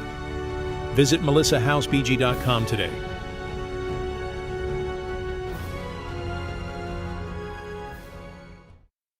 Joining me now is Patrick Wood of Technocracy.news. Technocracy.news. Patrick, welcome back to the broadcast. Thanks for being with us. You bet. I wouldn't miss it for the world. You've got a great article over here today. Own Nothing? The Great Islamic Finance Convergence. sounds like you're going into Sharia finance. Is that right? Talking about Sharia finance? Well, this is a big story. I wrote an article 18 years ago, believe it or not, 18 years ago about Sharia finance and how it was being married to Western bankers. Wow, was I surprised when I revisited the whole thing, when I started, thinking about asset-based tokens and tokenization of all assets in America. Well, that led me down a rabbit trail for sure. And then I ran across my article from 2008 and 2007, and it just blew me away. You forget stuff along the way. Well, I do. Maybe you don't. You have a sharp memory, but this blew me away. And so I had to update the whole thing, and that's why I produced this article, "The Great Islamic Finance Convergence." What's happened over the last 18 years is just stunning. Nobody was looking at this. I don't think anybody. We could have predicted it. I predicted back in 2007, but it's been silently creeping up on us all these years, and all of a sudden, boom! Here they are, front and center, and it's been stunning to me. I don't know what I can say. And here's your article back in 2007: Global Banks Adopting Islam. Okay, 2007. You wrote that. Now, Logan, can you bring up any video clips of the dude in Sioux Falls, South Dakota, in April of 2017? Brandishing his weapons at us and everything and threatening us, which he did 7 months in prison for, according to the press. Because when we researched that, because we got such a pathetic response from the cowards in leadership in Sioux Falls, they didn't arrest him. They made us leave town. The cowards in Sioux Falls literally said, we're tired. We just got done doing a conference. We're going to spend the night in town. Oh, no, you're not. You're leaving. And they let the guy go home, and they said they were sitting on his house till we got out of town. And apparently they didn't want to do anything with this guy that made these threats to us at our conference because the press was outside. But I knew there had to be more to it than that, Patrick. And I went and I did a little research. Found out there seemed to be a lot of Saudi Arabia money sloshing around in Sioux Falls, South Dakota. And then you have to look at all the banks that have set up shop in South Dakota. I think because their laws there allow for high interest rates, credit cards, etc. So I guess the question is this maybe an example? Is this perhaps an example of why banks are already complying or kowtowing and bending down to Islam, and thus elected officials who have these companies in their towns and states bend to them? They don't want controversy. They're pro-Islam because it's, in other words, money. Follow the money. Is that possible, Patrick? It's not only possible, it's just happening. Period. There's no way you can get around it. At this point, you look at, this has been a force that nobody saw. We can talk about the Islamic invasion, like in Europe and in our country as well, with our border being unsecured, and all these people are here now. They're here in our country. They're going to do something eventually, but that was a straw man. What happened with this financial system? This has crept in unnoticed, and all of a sudden, the Western banks are completely in bed with Sharia finance. How's that look? How does that look? What does that mean? Then it means also funding terrorism, does it not? It does, because Sharia finance requires 2.5% of the profits to be donated to Islamic charities. I say that quote unquote, right? A lot. Maybe somebody has some alms given to them for legitimate purposes, but we know a lot of that money is going to go to jihad. That's why it's there in the first place. So what's jihad? Well, that includes terrorists as well. It's other things as well, but especially terrorism. So at this point, the Western banks selling Sharia-compliant products to Western citizens, including not, Muslim citizens, but also non-Muslim people as well. They are collecting, the banks at this point, they're collecting over, probably tens of billions of dollars each year to give to Islamic charities. Really? Are we financing somehow? Have we been roped into financing our own destruction? Well, you just heard our last guest. You just heard our last guest, right? Mm-hmm. I did. He says terrorist attacks are coming. Mm-hmm. They're going to hit multiple places in one day.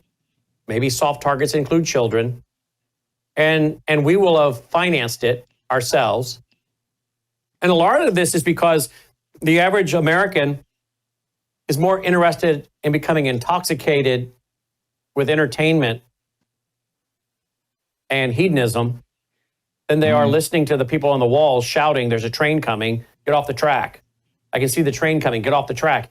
Oh, we're called doom and gloom, killjoy. Mm-hmm. We're called intolerant, all kinds of things. I don't want this to happen, but I'm sorry. The average American has chosen to not pay attention by choice. Yes. Listen to one concluding paragraph in this article that I wrote today or yesterday. Islamic finance has achieved something that military conquest could never do. The voluntary submission of Western financial institutions to Islamic law. Sharia compliance has become a competitive advantage rather than a regulatory burden. Western banks now compete to demonstrate their Islamic credentials and hire the most respected Sharia scholars for their boards. That's their Sharia boards. Who was paying attention to this along the way? I wasn't, obviously. But this is a huge thing. They're rolling around trillions and trillions of dollars of money and assets as well. And the 5.4 trillion. 5.4 trillion, you write in your article, Patrick. Exactly. This is so stunning. The magnitude of it is just absolutely stunning. That's all I can say. These banks, they started out slow, and this whole thing started in 2006. There was no marriage before that of Sharia banking and Western banking. They were standoffish to each other.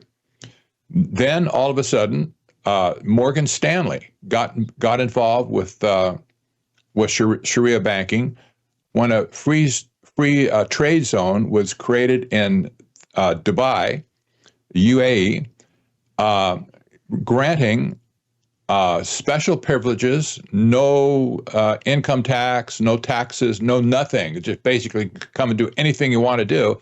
And Morgan Stanley says, "Oh, we could do that when here they come."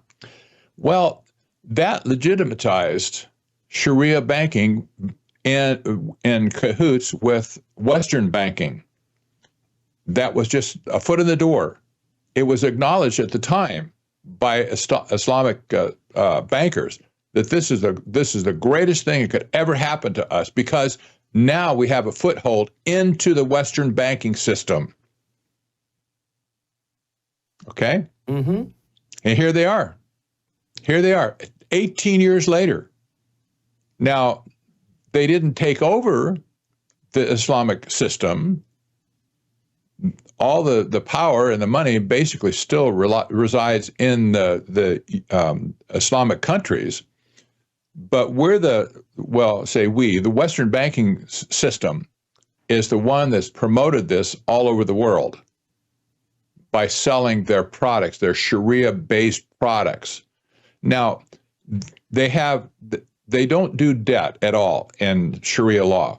That's not forbidden. It's forbidden because they don't charge interest.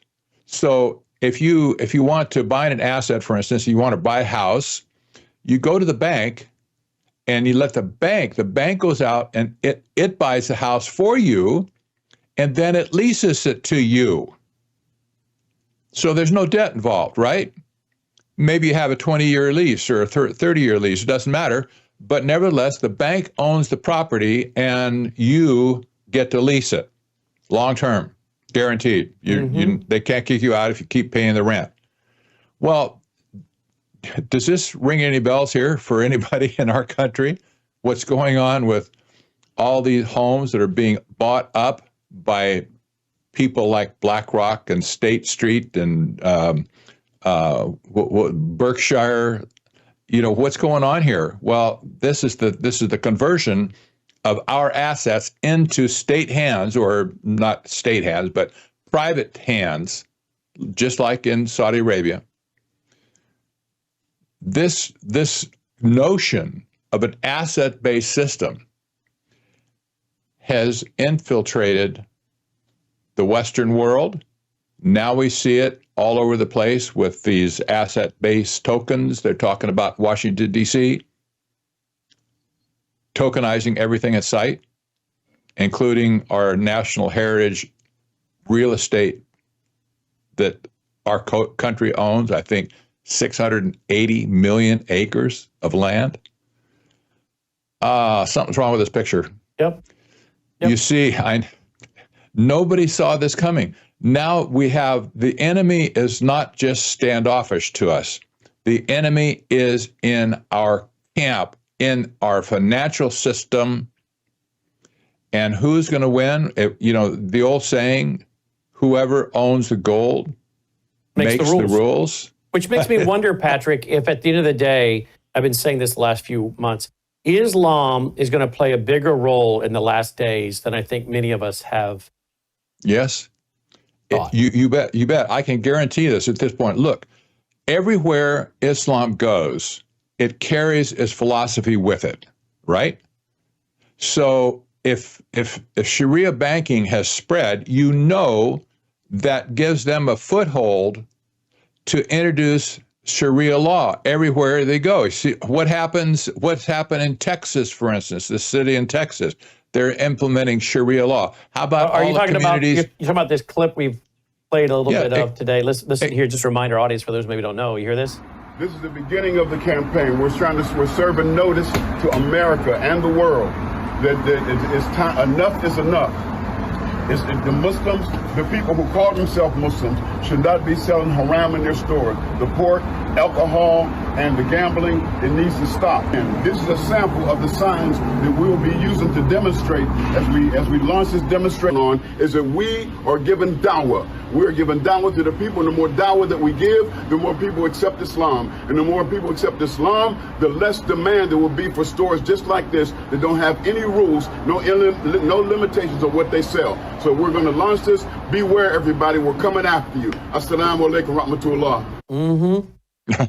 Jeez. That's in Texas. Crazy. So money and ideology follow each other. That's all I'm saying. So wait till those banks turn this all off on gas stations that are selling pork and doing gambling. Well, you have to wonder what's the talk about regulating and controlling cryptocurrencies vis-a-vis purchases, like what you can buy with them. Well, you can see this has happened. This is what the Islamic world has been doing with their fintech industry. They're huge in financial technology. It's called the whole industry called fintech at this point. They're huge in fintech, and they've already perfected, which stands for financial technology, right? That's right. They perfected the art of accounting for or programming these tokens in their country. You can't spend it on anything related to their forbidden things like tobacco, pork. Okay, pork. They don't eat pork, and alcohol. This is a moral facade, but you get the point. They want to enforce their morality, but in the end of it, It has nothing to do with those things. It will be the stripes on your back that you get when you're flogged in the town square for crossing these people. Yeah, well, I think the mark of the beast system and so much about Islam, like I said, is more involved in the last days than I think many Bible scholars and end-time writers have realized. People being killed with the sword, too. You know, that makes you wonder, is that symbolic or is that real? I think it might be real. Who kills people with swords? I think it's Islam, right? Yes, exactly. Yeah. Let's go to that video, Logan. This was what happened to us in our Worldview weekend in April of 2017 in the parking lot. That's fine. After the dude came into our conference, then he was removed by my private security that I hired, and then he sits out in the parking lot, makes these 2 more videos, and we couldn't figure out why the police department and why the different local officials seemed to be basically neutered. And I did the search later on how much Saudi money, and this guy was reportedly from Saudi Arabia, lived in Sioux Falls, how much Saudi money was sloshing around with all the finance and Sharia banking and credit cards based in South Dakota, ? Here we go, watch this. So I'm kind of speechless here, man. The parking lot is full of people parking on top of each other.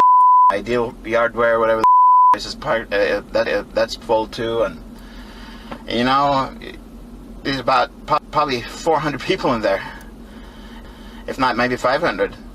So you have your weapons with you. You know, if you want to be really scared, be scared.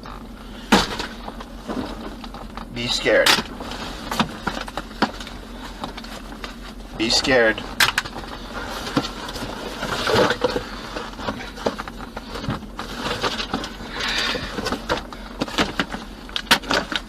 Be scared.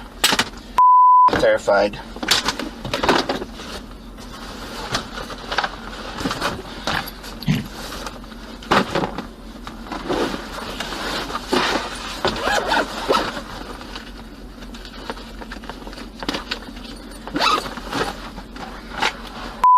Terrified. And the ammo to boot. Right here.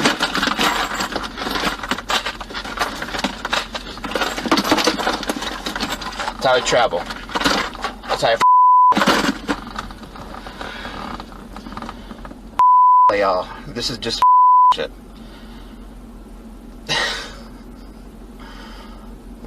That's it. Oh. Yep, and the cowards in the police department in Sioux Falls, in leadership, one of them, see if you can find the one where this police spokesperson came out the next day, Logan. He said that guy was simply practicing his First Amendment rights. We have it on video in one of our shows, Logan, where the police spokesman says that guy was just practicing his First Amendment rights. Mm-hmm. What a moron. Mm-hmm. And the guy ended up doing, I think, 7 months in federal prison. But we were the ones asked to leave town that night. We were tired and exhausted. We were asked the ones to leave while they sat on his house. Well, why were they sitting on his house? Why didn't they just arrest him? It wasn't until we turned it into an international story, literally. New York Post, CBS Los Angeles, Daily Mail, all kinds of them picked it up. That they arrested him, and then he ended up doing, I think, 7 months for that. But I had to wonder, why are the police departments caving, the local officials? Well, my research showed Sharia finance, Saudi money, yes, exactly. Islamic money. Exactly. Yes.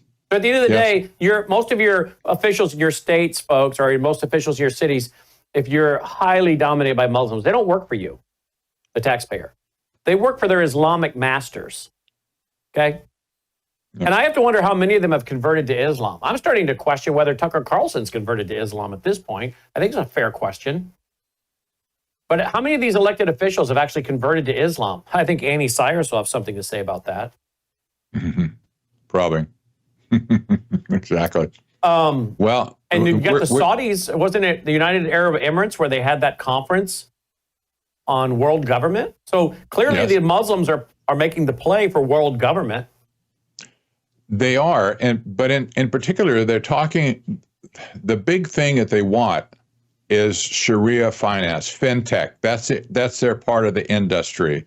because if they figure if they can control that, especially with the world going tokens all of a sudden, if they can control that, they can have a footprint all over the world with other systems of tokens. Mm-hmm. And you can just see the handwriting on the wall at this point. Could we say that somehow the Western bankers saw this coming and they're preparing to switch over to an asset-based system like the Saudi Arabia has, for instance? Well, maybe. I won't make that case at this point, but it's plausible. Mm-hmm. And if you consider what kind of pressure they could bring to a bank to do certain things, how much influence does the banking system have on all of Americans, mm-hmm. Mm-hmm. all across the country? This is not just giving money like to police departments and schools, that sort of stuff. That's bad enough. But if the banks are a lever for them to put pressure to do certain things, you can see exactly that. This is their play at this point. Yep. Once they can get the lever of pressure, then they'll use it. I think they're at this point right now. Let's switch topics in the final moments here. And folks, you should check out that latest article at technocracy.news on Sharia finance by Patrick Wood. There are days I just cheer President Trump. Just yay. There are days I go, oh gosh, what is he thinking? Does the man have no discernment? Is he oblivious? And last week was one of those, what was it, Friday? He brings all these tech tyrants to the White House. Listen, watch this. Well, I'm in the second phase of my career, giving away all the wonderful money that Satya's good work has helped multiply a lot. But I think the thing that ties my first career that I still spend some time on because AI is so phenomenal, and my second career is innovation, innovating in health in areas like vaccines or gene editing, and the president and I are talking about taking American innovation to the next level to cure and even eradicate some of these diseases. He mentioned polio, which is one that we're close. We don't need new science on that one. For some like HIV and sickle cell, we do need new science, but the U.S. Has the seeds that in the same way that Warp Speed took those seeds and put them together, I think something fantastic can be done. AI for our foundation is that we want a doctor for everyone in Africa through AI. We want farmers to have incredible advice and kids to have a chance to learn. So the work being done by the people at this table is changing the world. It's coming fast, so it's great. We all get together and talk about how the U.S. can lead in this key area and apply it even to the poorest outside the U.S. as well as to our great citizens. So he gets to go to the White House, get a place of honor, and sit there and spew his garbage. Bill Gates, MD, Bill Gates, epidemiologist. I don't think so. And yet there he sits along with Mark Zuckerberg, who was caught on a hot mic. He was caught on a hot mic. You have that one, Logan? While Patrick comments on this one. I mean, this is where I go, you know what? We're not so back. Okay, I'm sorry, folks, if you can't handle reality. This, I know like Steve Bannon, and I like Steve on a personal level. I know, I said this on radio today. I know Steve Bannon, these guys, in my opinion, like to sell you a lot of hope. I think it's false hope. The War Room Posse, we're doing this, we're doing that. Yeah, we're going to take this down. All this. Hey, look, if you want to market your show like that, have at it. It's a free country. We don't market our show with false hope. We base our show on truth. Okay? And the truth is, we are not so back, as everybody's been saying. I've been telling you guys since the day one when people are saying that. We're so back. Like, he's been in office 24 hours. He's been in office 6 months. We're not so back. We have jihadis on faith boards. Okay? We have so many things he's doing wonderful. We have so many things he's royally messing up. A double-minded man is unstable in all his ways. Everything has not come down to money. Everything does not come down to art of the deal. And I'm sorry. I've said it, and I'll say it again, and I'm one of the few to say it. If he continues on this trajectory, he will go down as another George W. Bush at best. I mean, you just had to be ready to throw up the other night, Patrick, watching this. All these tech bros there at the White House. I did. Why weren't you at the White House, along with a few others, Joe Allen and others, having dinner and explaining to him the truth? And then after that, you can have a dinner with all of us to help bring him up to speed on globalism and Islam. You know, why is he bringing these clowns in? Yeah, I know. I think... He doesn't even have to do it publicly. We can do it quietly. We'll sign non-disclosure agreements. We won't talk about it. We will have no pictures. Quietly bring us in and we'll tell you what's really going on, Mr. President, because people are either deceiving you or lying to you. He didn't even know a lady had been stabbed in the neck in Charlotte, North Carolina. He didn't know that Putin's helicopter was being targeted a few months ago. The man is clearly in a bubble. He has so much he doesn't know. And not everybody knows everything. But he's making a lot of missteps. He really is. Patrick? You're right. But I want to re-emphasize this has never been about politics. It's about economics. And the dogfight it's a perpetual dogfight over the years. It's been for 50 years, the same thing. The dogfight in politics has always masked what's going on the other hand. And this is legendary, in my opinion, at this point. This is the same thing today. All the hoopla, all the attacks on Trump, everybody's angry. You know, Steve Bannon sells opium and other people sell whatever. And, you know, it's all about, for them, it's all about politics. If we just get rid of the Democrats or the Republicans or whoever, get rid of them, then we'll be okay. Well, that's a false read at this point. It's a straw man. What's going on with this technocracy stuff? This is the story. These people have gotten away with murder, literally. And you know they're still there.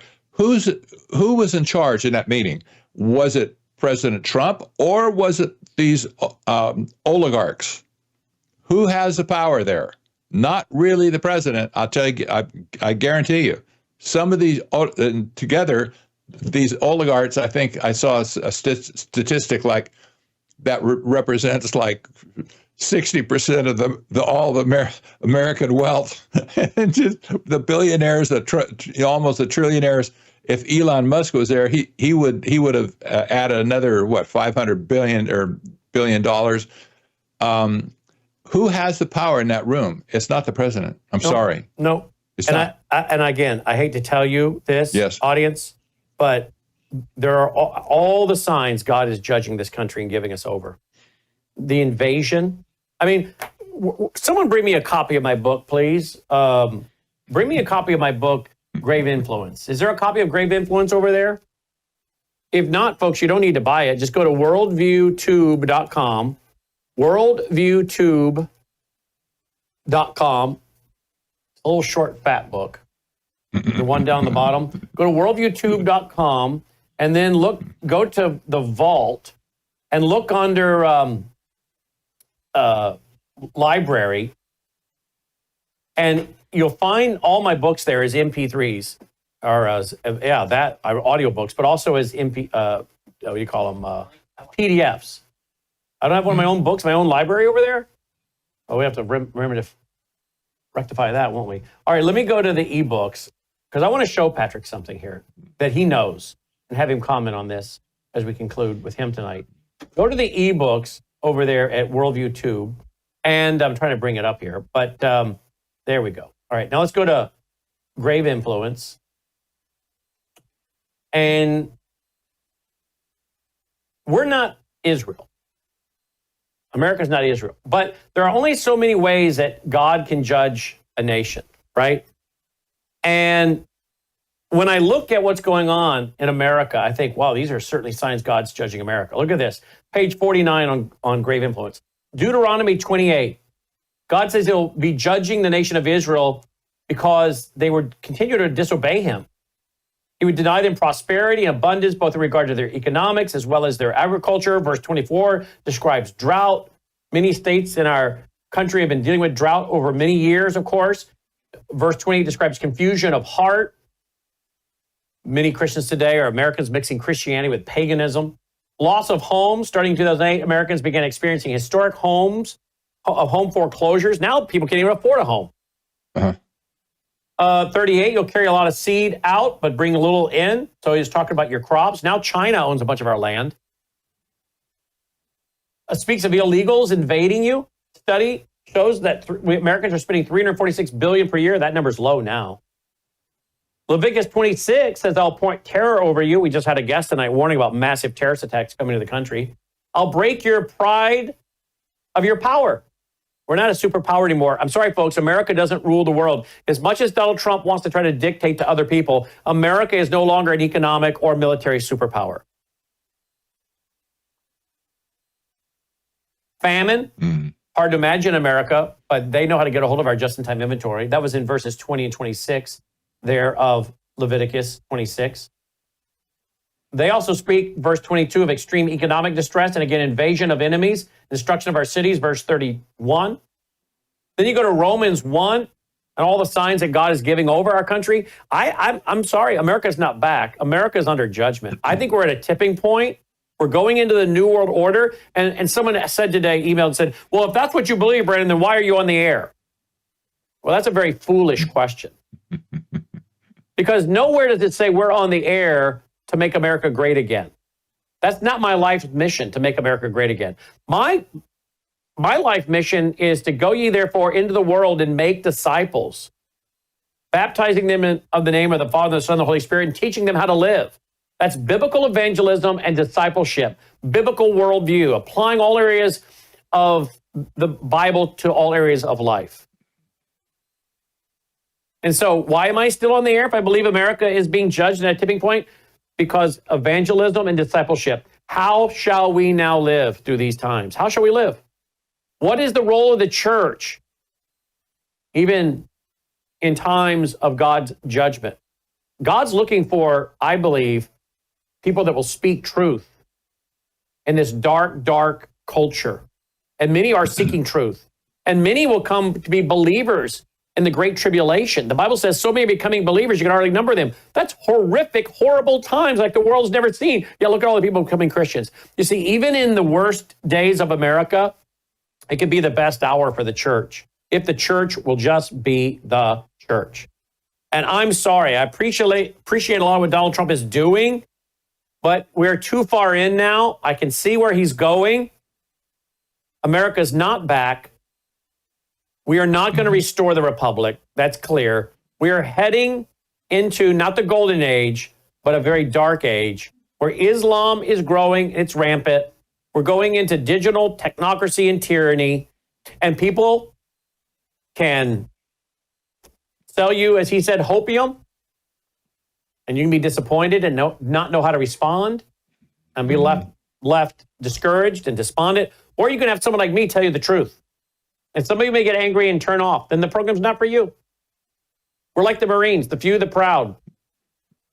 This program is for people who are thinkers and who want to live and understand the times and know what God would have us to do. We're not back. They're not restoring the republic. Are they doing some good things? Yep. Buying us some time? Yep. But we are being turned into a new system. And Islam is rising. And they're taking part in this new system. You want to comment? Do you disagree with any of that, Patrick? No, but I look at the Old Testament as an example of God's character. Yep. And all the things he did to Israel along the way. And don't forget the flood, and don't forget Sodom and Gomorrah. That was judgment. They wiped it clean, right? And when you look at those examples, we should all take note. God is going to exact vengeance on the world at some point, not just on America especially, but on the whole world. And I don't think the world and people in the world, maybe some Christians have an idea because they read the book of Revelation, but I think the world has no clue what they're headed towards. If they did, they would change direction immediately. Mm-hmm. But the world is going to be judged so severely. You're talking earthquakes, all the mountains and the whole world being flattened, all the cities of the world being flattened, all the water systems in the world being poisoned. And you can't make this stuff up. This is what the Bible says. There's going to be a day when all these systems and the people are judged for what they've done. And I think the stage is being set for that right now, don't you? It is. It is. I'm not so worried about America, although you can see signs of America's crumbling all on its own. We don't need divine push, for us to fall at this point. We're falling under the weight of our own sin in this country. Sin has just decimated our country, and it's everywhere. It's everywhere you look. So that's probably enough to just put us in the garbage right now. But if God gave it a little push, that I could see that happening really, really fast. But the big judgment is coming in the future. People have no clue, and it's unfortunate that they don't know. And certainly the world doesn't know. Most Christians don't, but the world doesn't have a clue what God is going to do in the future because of their antics today. Mm-hmm. And you're so right, and we're looking for political and economic solutions to spiritual problems. Mm-hmm.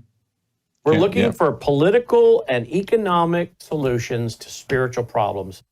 And our economic and our political and our national security problems are all rooted in the spiritual problems. We thumb our nose at God and we think he's going to bless us. Yeah. We make alliances with terrorist organizations and think that's going to work out. We celebrate the LGBTQ thing in our schools and indoctrinate our kids and think that is somehow is benign. And now we have LGBTQ trans mass shooters every time we turn around. Yeah. I mean, we could just keep going. There's a lot of blame to go around, but a lot of it belongs in our own lap too, right? As parents, as Christians. So the country, though, has had so many opportunities, but even with the slogan, Make America Great Again, the reason America, I think, was great was because we had a reverence and a respect and an awe for God. Mm-hmm. We had a fear of his righteousness and his holiness. And we understood that if he was going to bless us, we had to obey him. And we don't seem to have that. We have kicked God out of our schools. We give him lip service now. We talk about him in a lip service kind of way. But so rarely do we have leaders, pastors, or politicians who will stand up and say, look, this is what God himself has said. The one who even came up with the idea of government and family. This is what he says we should be doing and not doing. No, it's all about the latest poll, the latest survey. I'll just say it again. We're searching for political and economic solutions to spiritual problems, and we're not addressing the spiritual problems. But most of our leaders aren't Christians. By their own admission, they've never asked God to forgive them. By their own admission, they're trying to work their way to heaven. By their own admission, they have no discernment, spiritually speaking. And we think these are the people that are going to save America, make it great again. I'm sorry. I want America to be a good, successful country where we can be free and raise our kids and grandkids according to our biblical convictions. I want my kids to know private property and freedom. Those are great things. Those are biblical things but we're never going to have a solution if we think we can make a deal with the devil. And every time we turn around, that's what we're doing. We're making deals with people like the leader of Palantir, who's an open homosexual, as I understand, who is obsessed with the Antichrist, who's now about to hold 4 sessions on teaching about the Antichrist, who himself could be on the short list, in my opinion, to be him. I don't know. It just seems really weird. And we're bringing in Bill Gates, as you say. These people, I believe, are responsible for the murder of I don't know how many people. And we're going to find solutions with these people? We think we can find solutions with these people. I mean, how stupid. And if this is the people that are going to save us, we're in big trouble. Patrick? You're right. This salvation is not found in any man, in any system, in any other thing in the universe. Salvation is only found in the person of Jesus Christ, period. The founders of our country said we have a constitution that's suited for a moral population. We went immoral when prayer was kicked out of school, when the abortion industry was normalized, things like that. Along the way, we've tolerated sin, even to the point of dragging with cart ropes the sinners into the street to praise them. Yep. It's no wonder that we're where we are today. We can't reverse that at this point. There's no way we can go back to that normal state that we had as a moral country once upon a time. And it was never really, it wasn't never a Christian country, but there was a certain standard of morality that everybody pretty much adhered to, right? There was at least a respect for Christians and Christianity and the Lord. Exactly. And, people understood you shouldn't kill, you shouldn't steal from people, that sort of thing, crime. Well, this is all gone today. And now we're going to reap the consequences of our former sins. And the church, by and large, this church has been silent a lot of stuff along the way. And RFK Jr., Patrick, seems to be saying this. Did you hear what he said the other day about AI and Bill Gates? I'm not sure. This is just from last week. Listen to what RFK Jr. just said. In Canada, and this is what the future is going to look like. We should all take a warning of what they did, of what the Trudeau government did in Canada. When the truckers, who were incredibly peaceful and disciplined, went to Ottawa to participate, to protest the mandates, the government sent police in to read all of the license plates on all the vehicles, and then to shut off the bank accounts of anybody who was the owner of that vehicle. So these people were never charged with a crime. They were certainly never convicted.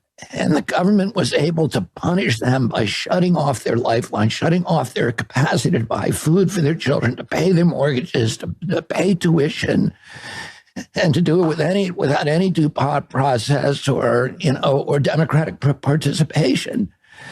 And that's the power right now that we're seeing. And with AI, with the growth of AI, the capacity of government to control us will be complete. Now, Bill Gates says one of his companies is putting up 61,000 low-altitude satellites to do Earth surveillance. He says that his company alone will be able to watch every square inch of the Earth at 24 hours a day.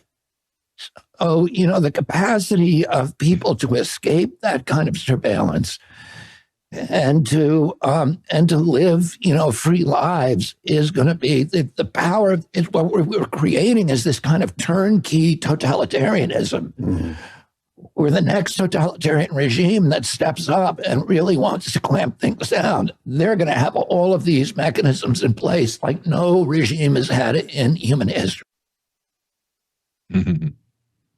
Stunning. Or the next totalitarian regime that steps up and really wants to clamp things down. They're going to have all of these mechanisms in place like no regime has had it in human history.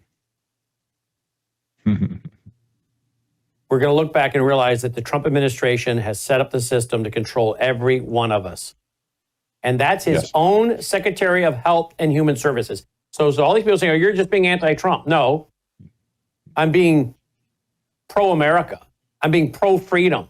And I'm warning you that the globalists picked Donald Trump and let him get in, thinking that just the way they swamped him with COVID and an Operation Warp Speed that he's now questioning, thankfully, that they could again swamp him and convince him to follow them by saying nice things about him.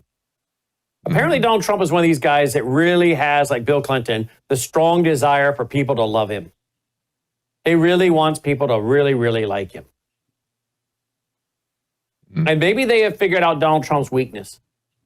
And we're going to put him in power because he's a good salesman. The MAGA crowd will go along with it because there's no way Kamala Harris could do this stuff. It'll be a nightmare. Let's get Donald Trump to sell it. He could sell,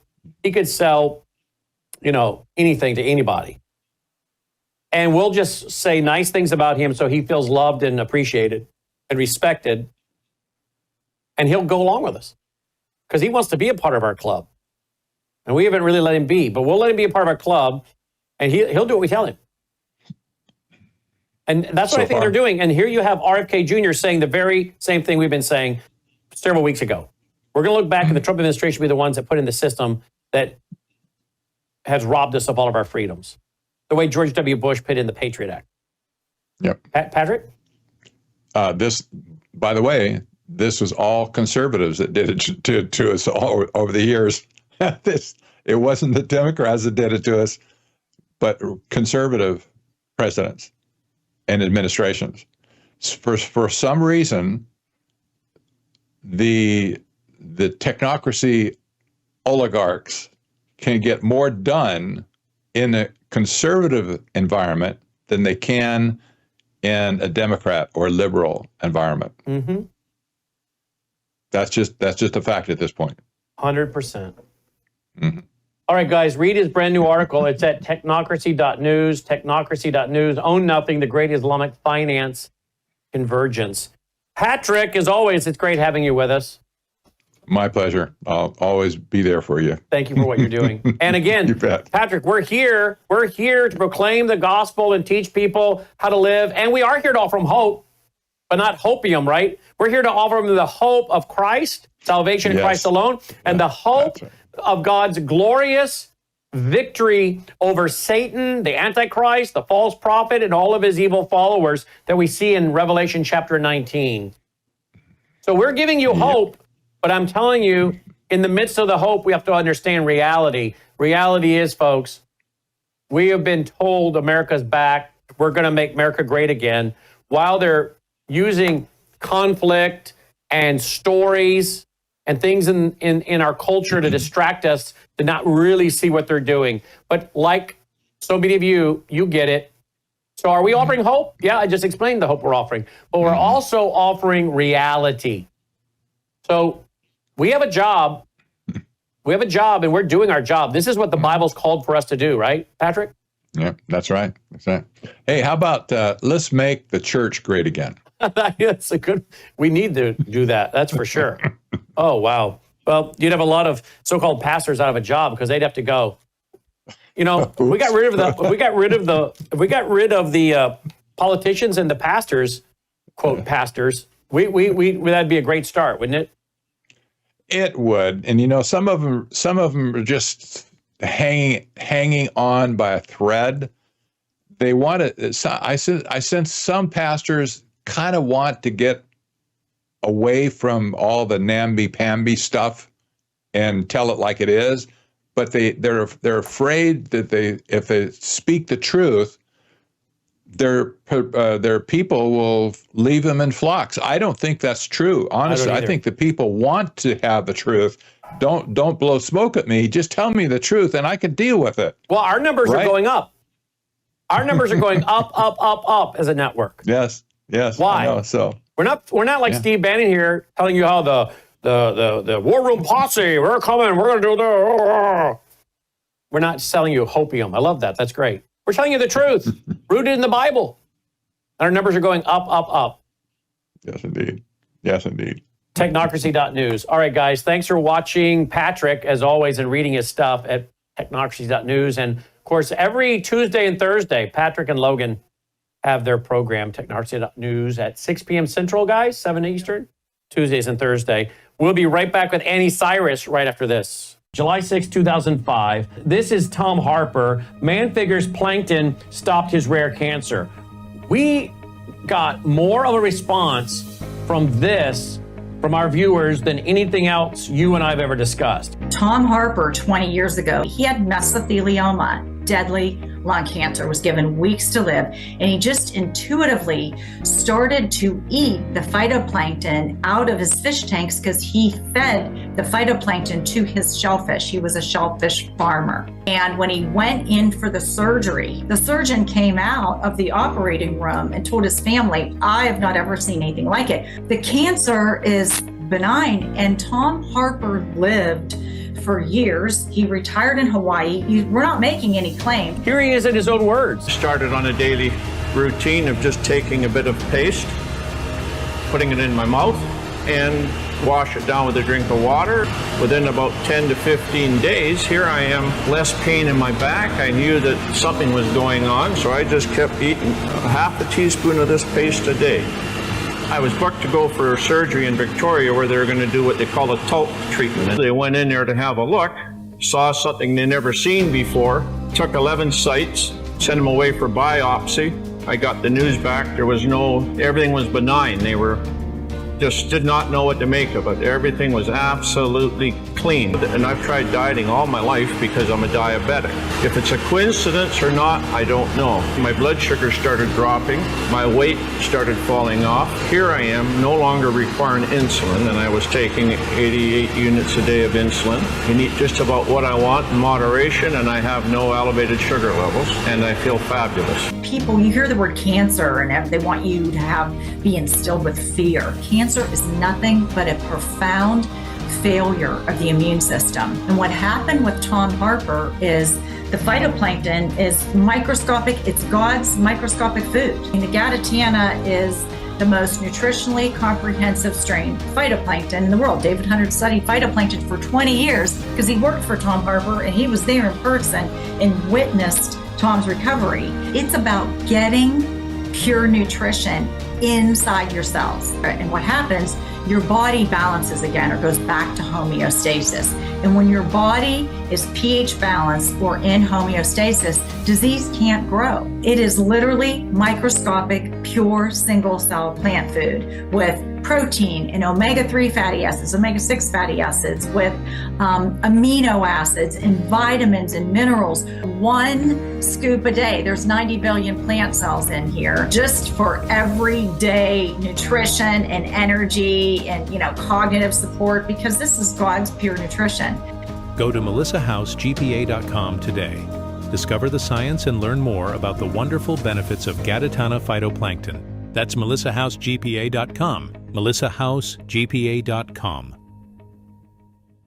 Joining me now is Annie Cyrus. She doesn't need an introduction. Everybody knows who she is, and she's here as a broadcaster with us each and every day, 3 p.m. Central, 4 Eastern, worldviewtube.com. Annie, welcome back to the broadcast. Thanks for being with us. Well, thank you for having me back, Brannon. I miss you. It's good to be back. I had a few days of administrative work and whatnot, and a couple days of R&R. And I beat Logan in several games of gin over the weekend. And I finally I finally had to stop and say, are you not playing the runs? 7 diamond, 8 diamond, 9 diamond, 10 diamond. Are you not playing these runs? It's like, no. I'm like, okay. So once I showed him that, he started winning more. So there you go. So anyway. Are you sure he wasn't letting you win? I don't think so, because he's kind of competitive. I'll tell you who beats me all the time is his mother. She's a very good gin player. I don't understand this, but anyway. So anyway, we took a little time off to rejuvenate and get ready, because it's going to be a big push now through to Thanksgiving.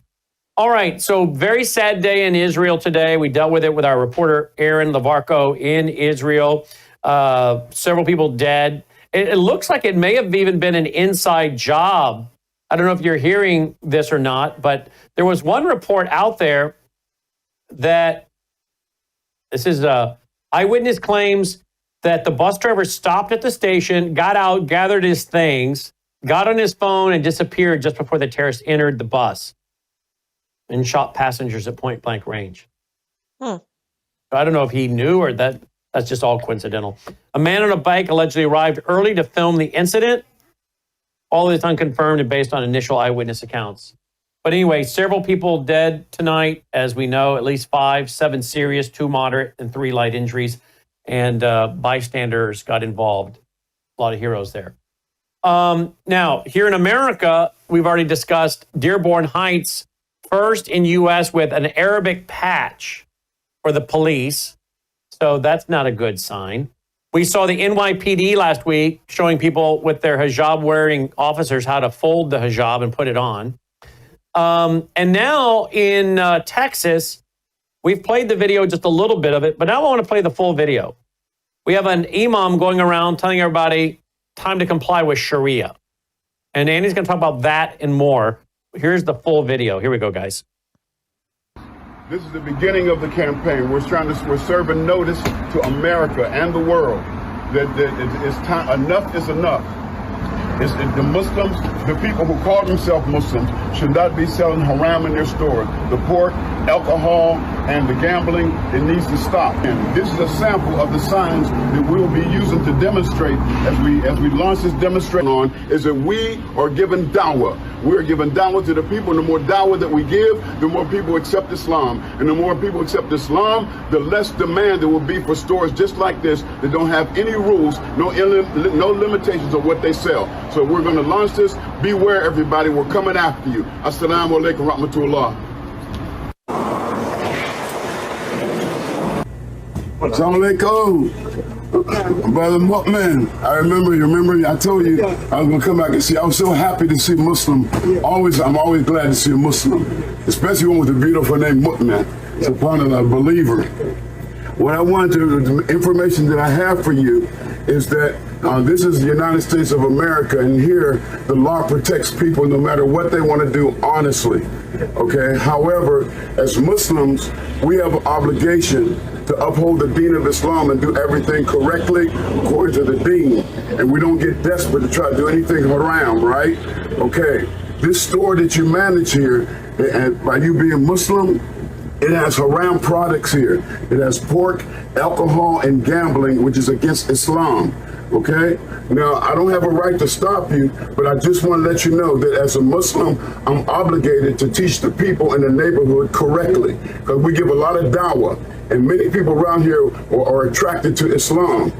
So what we're doing is I'm letting you know that unless whoever the owner is, I know you're only the manager, that towards the end of this month, we're kicking off a national protesting and demonstration campaign against all Muslim businesses that have haram in their stores. The pork, alcohol, and gambling. Okay, that'll that gives them at least to the end of this month to change their inventory or either move to a different neighborhood. Assalamu alaikum. Okay, we're here now at Jack's Food Store, right here in the neighborhood here. The neighborhood that is part of the Masjid Dawah neighborhood. In fact, I live and work in this area. We're out in front of the store. We just gave the owner and manager a notice. This is our 5th notice. This is a sample of the signs that we're going to be using when we kick off our campaign against the haram merchants in this neighborhood on July the 4th, inshallah. So we are requesting and we're inviting all the Islamic organizations. We're inviting all the Islamic organizations to join in this campaign. Well, there you go. Islam is taking over. And, I've been pretty blunt today on radio and television, because I'm not going to sit here and say what people want to hear. I'm not going to feed them, as Patrick Wood said, hopium. I'm going to give them hope where we need it and where it's good. But I'm also going to tell them reality is America's falling. And even under Donald Trump, it's falling, because he either doesn't understand Islam or thinks he can cut a deal with them. And you can do neither. And Islam is marching. And I personally believe that God is by giving us some time while also judging us. I think we're being given a little bit of time to put out broadcasts like this, while God's also judging America. I think both can be true at the same time. I think it's happening. And I think this beast system that's being put into place, RFK Jr. talked about it the other day. We played it. He's saying what's being put in right now is going to be what causes tyranny, being put in by the administration he works for. Apparently, he even thinks so. And there's Bill Gates at the White House the other night, along with Mark Zuckerberg and all these people. All the things we see.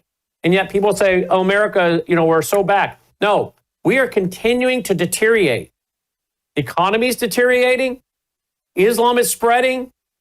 There are some good things, but we're not overcoming the deficits with wins. We are still losing on a big scale.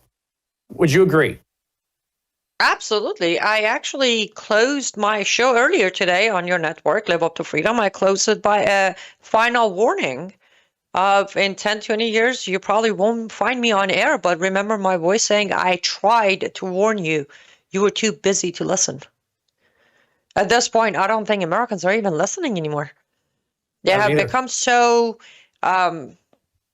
numb to reality. It's better to deny it and feel comfort than face it and feel what me and you feel.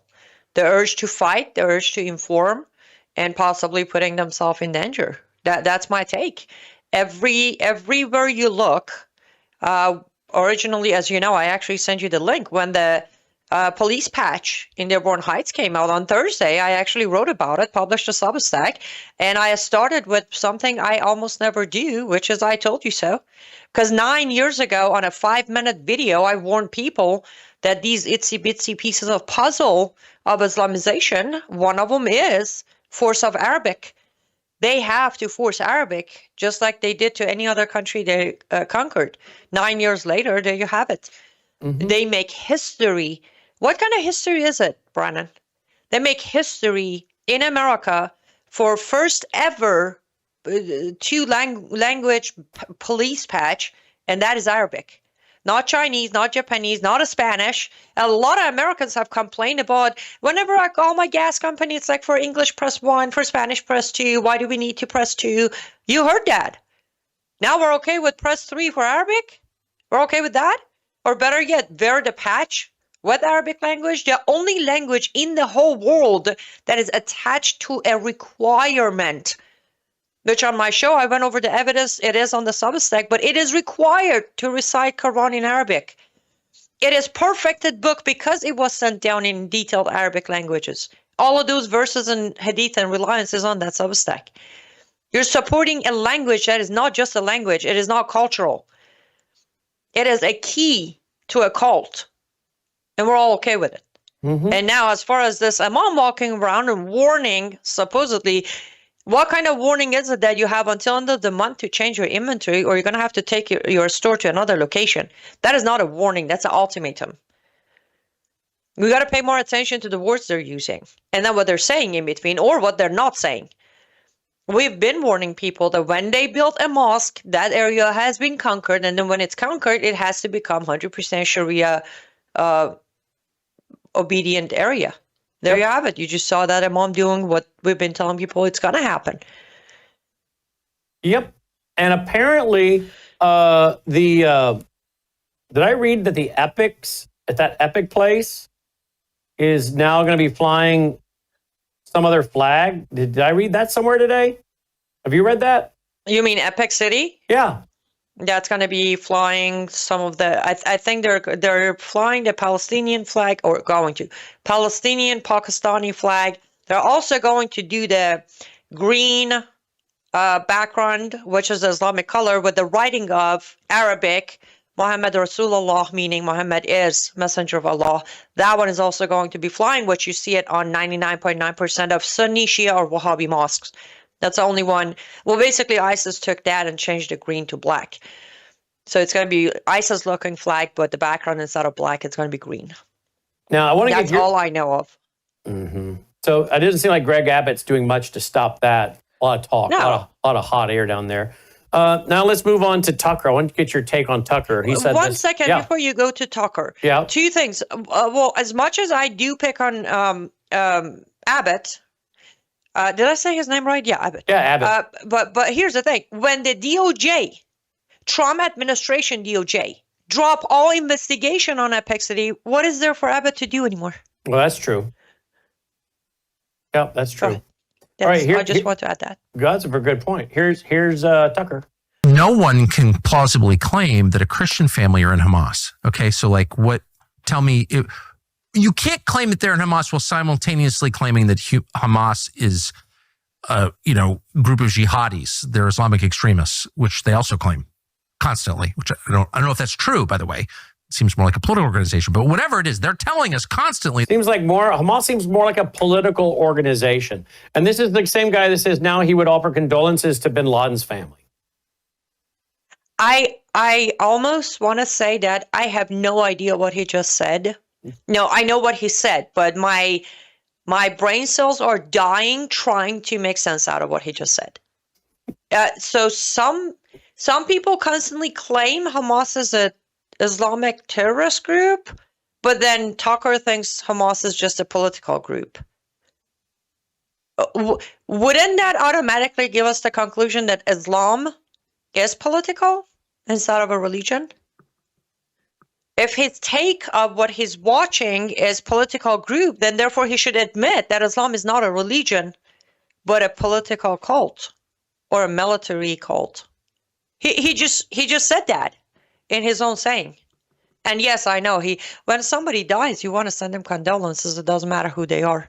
That was exactly what he said, wanting to send condolences to bin Laden's family. And then the guest goes with like, he had a toddler. And speaking of the guest, who is this guy?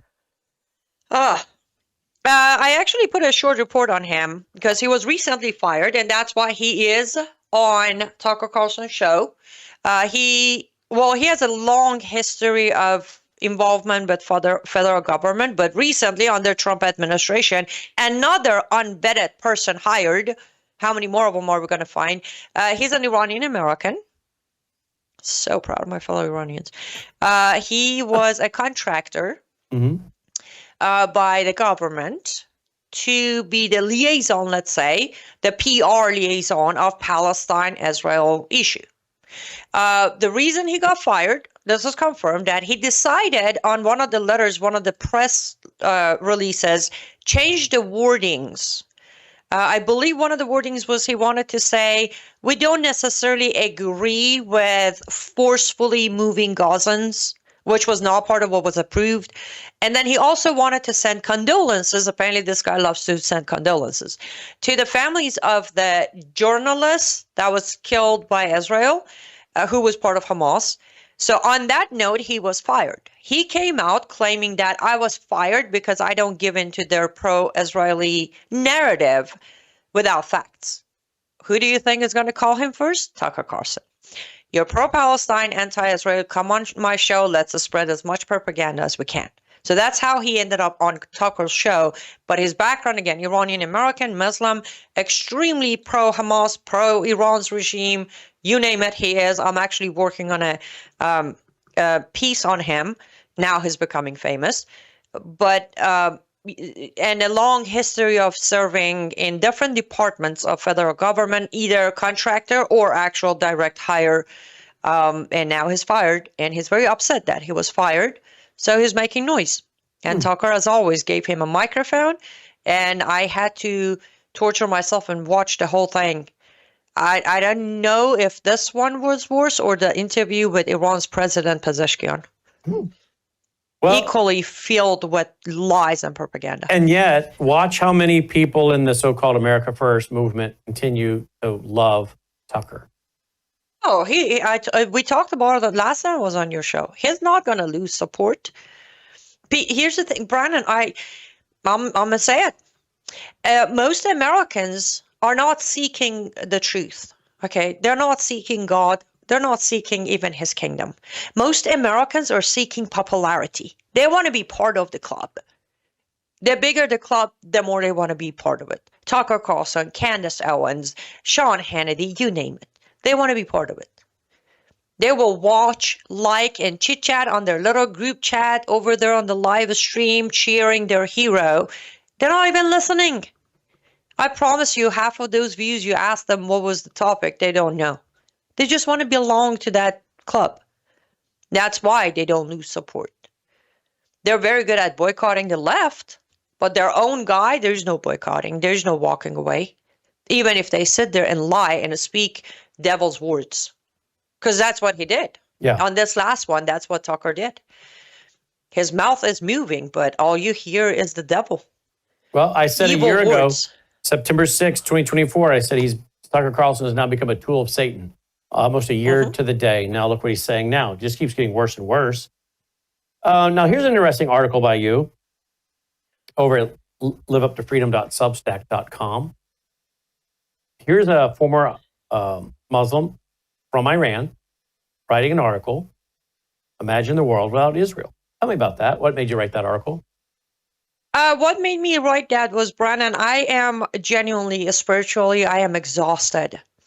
To know the truth about Israel, and also to know the truth about the hatred toward Israel. Remember, I have a step on both sides. I was raised to hate Israel and Jews, and then now I know what Israel means to me as a Christian, and I know who Jews are, again, through biblical study. Spiritually, I am exhausted watching how many people, non-Muslims, have given fuel to the fire against Israel. So I figured I will, considering my entire career started from Hollywood as a script writer, I said it is time to write a script. Let's give him a Hollywood movie. Let's imagine a world without Israel. Let's see if we're going to come to the conclusion that if Israel didn't exist, it would be peace, rainbows, and unicorns everywhere. Which, of course, we know it wouldn't. But I had to do it. I went back in time, imagining October 7th, and Hamas successfully destroyed Jews and Israel, took over Israel. And I broke it down as to exactly where after that things would go. Not imagination of Hollywood. Again, I have my receipt, I have my proof, I have my verses, constitutional codes of Islamic countries, words of Hamas itself. That's how I back the script up. But I am tired, Brannon. I don't know how much I can take of anti-Jew, anti-Israel narrative constantly spread around while people believe it. Well, without Israel, we wouldn't be here.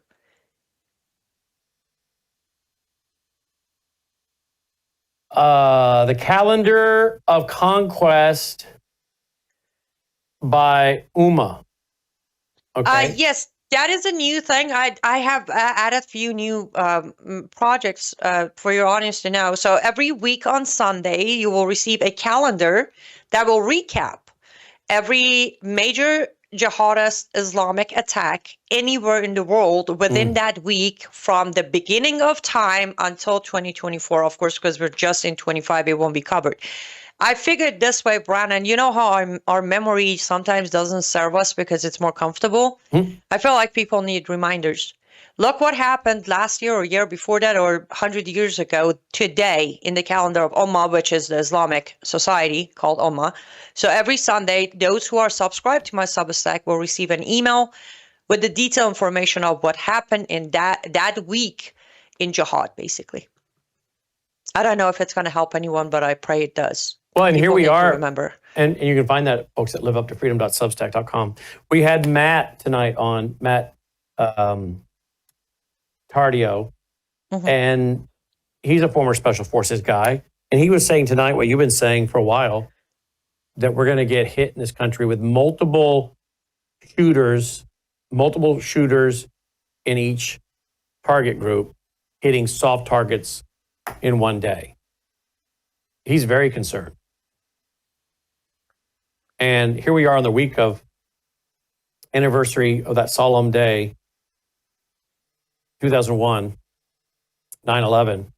And it's shocking how now we have people that claim to be conservative, America first, that can actually maintain a following, actually prosper financially by saying things like Hamas is just a political organization and all the things being said.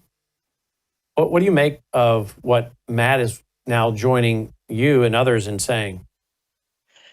Well, I would say I am still in agreement with them. And I'll tell you what, going back to your opening point of the tragedy in Israel today, this morning, I just want to remind your audience why this happened.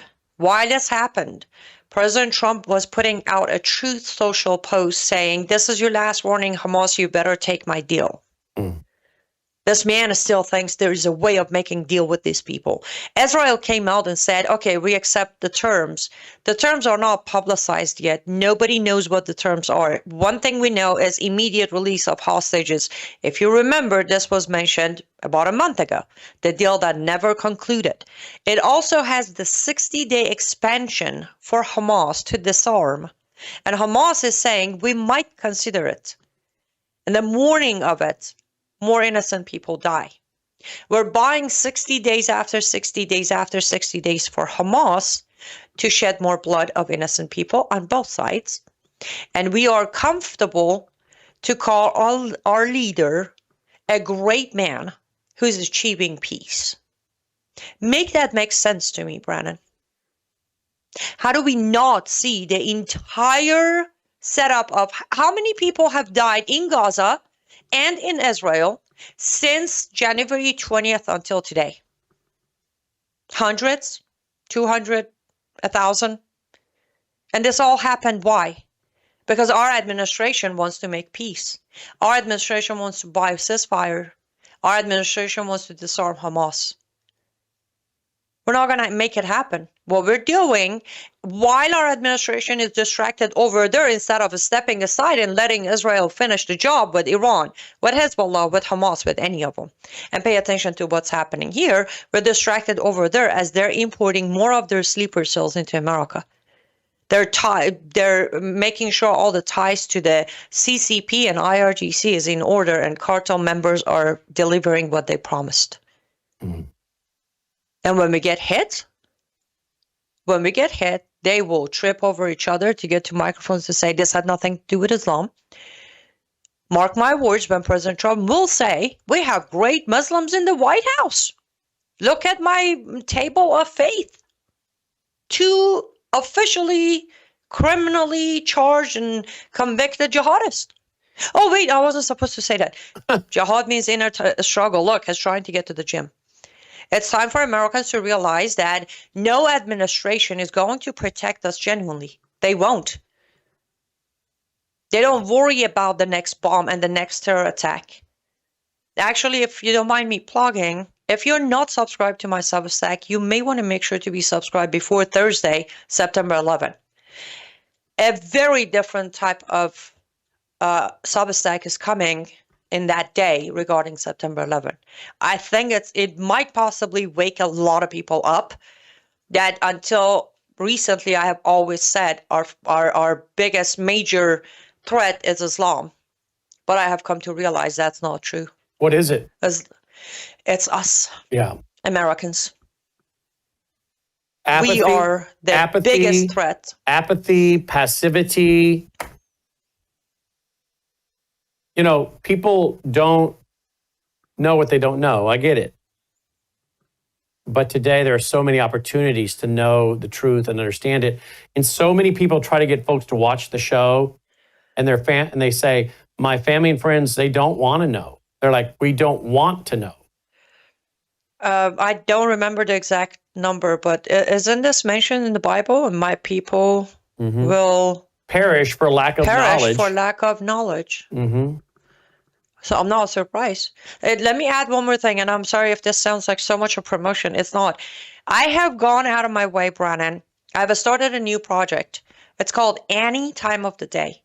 1 to 2 minute clips. When I realize people aren't going to learn on their own, I break one verse of Quran or one hadith or one part of Reliance of the Traveler in a 1 minute clip, piling them up on my YouTube channel to make sure as you're walking to grab your coffee, you can learn about one verse of Quran, one hadith, one part of Reliance of the Traveler.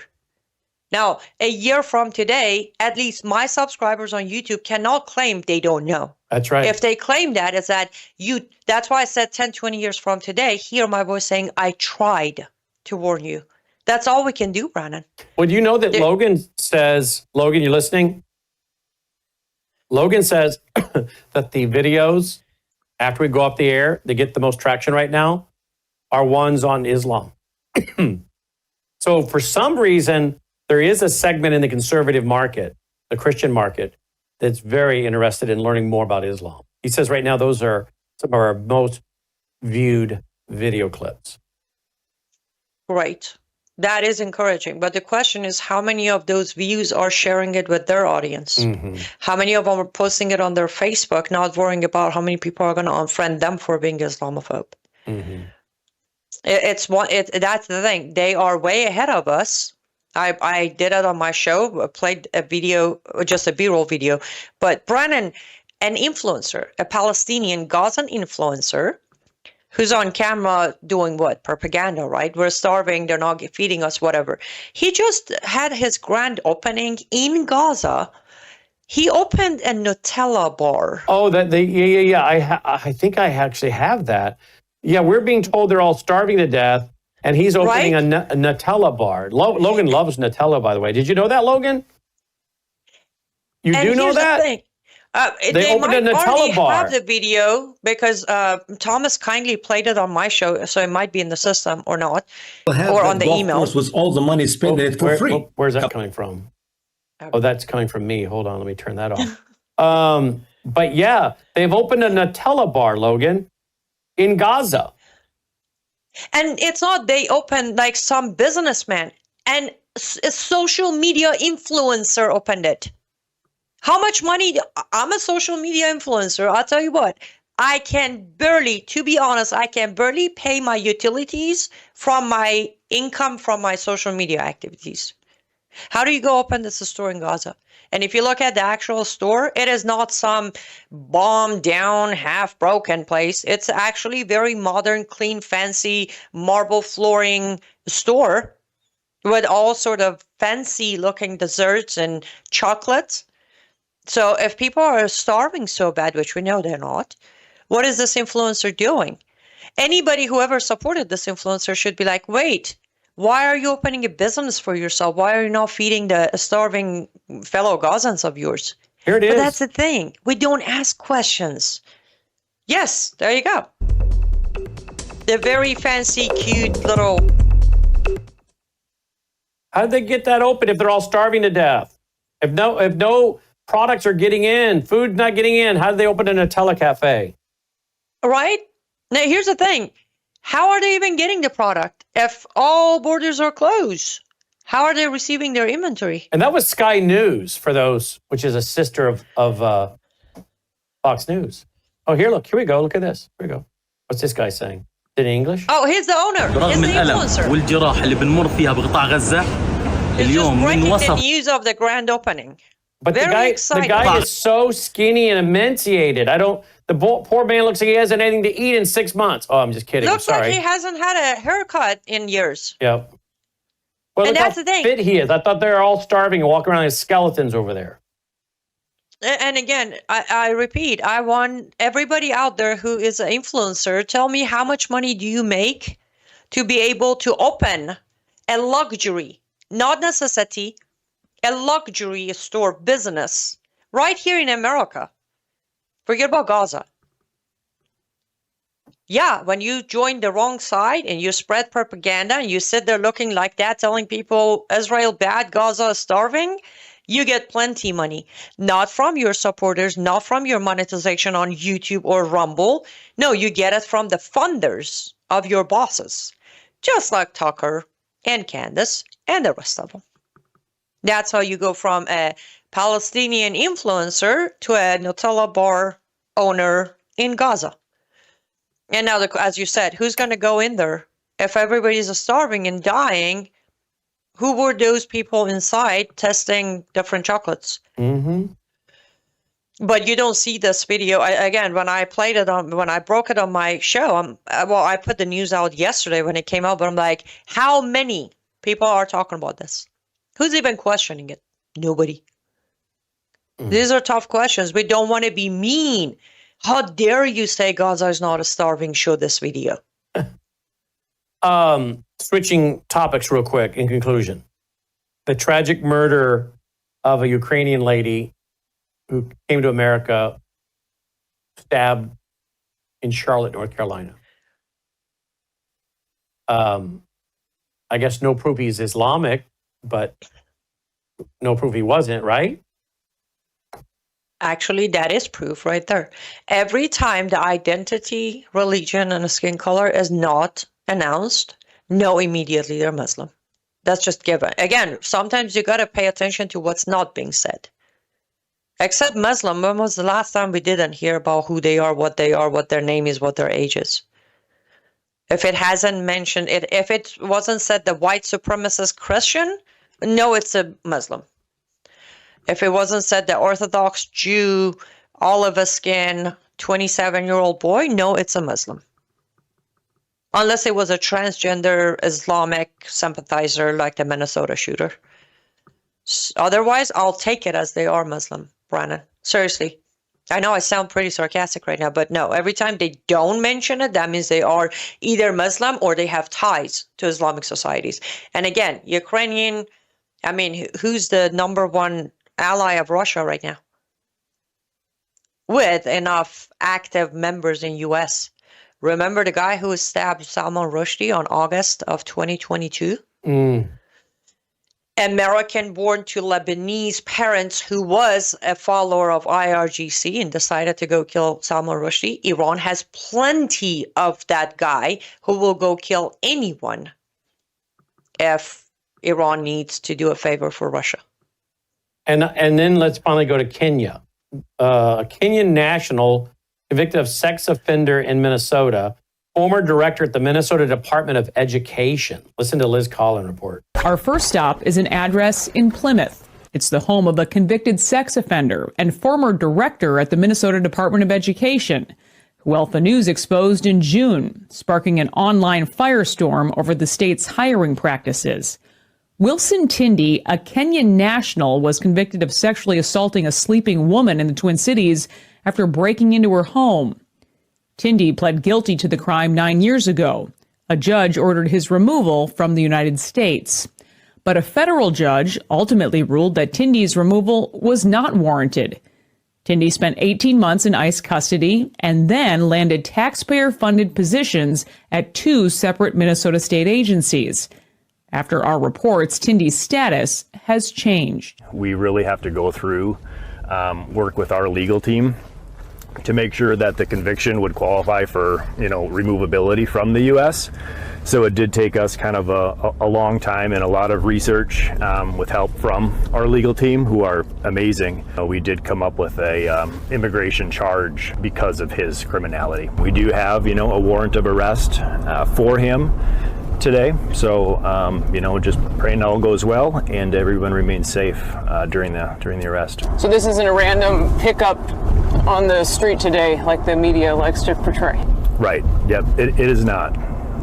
Lots of hours went into this case. ICE officers park blocks away to wait for the right moment to move in. We're expecting him to leave the apartment, and normally he does go like northwest when he comes out of there. So we'll be probably the third car back. He was heading towards his apartment. Within minutes, they're on the move. They got lights and sirens on right now. Walking up to the townhouse, Tindi is already in handcuffs in his garage next to his BMW. Wow. Yeah, Minnesota. I mean, that state's just been conquered. There's no coming back for that state. Well, I think I've said it another time on your show. I think there is a coming back. However, it's going to need a cleanup on federal level first.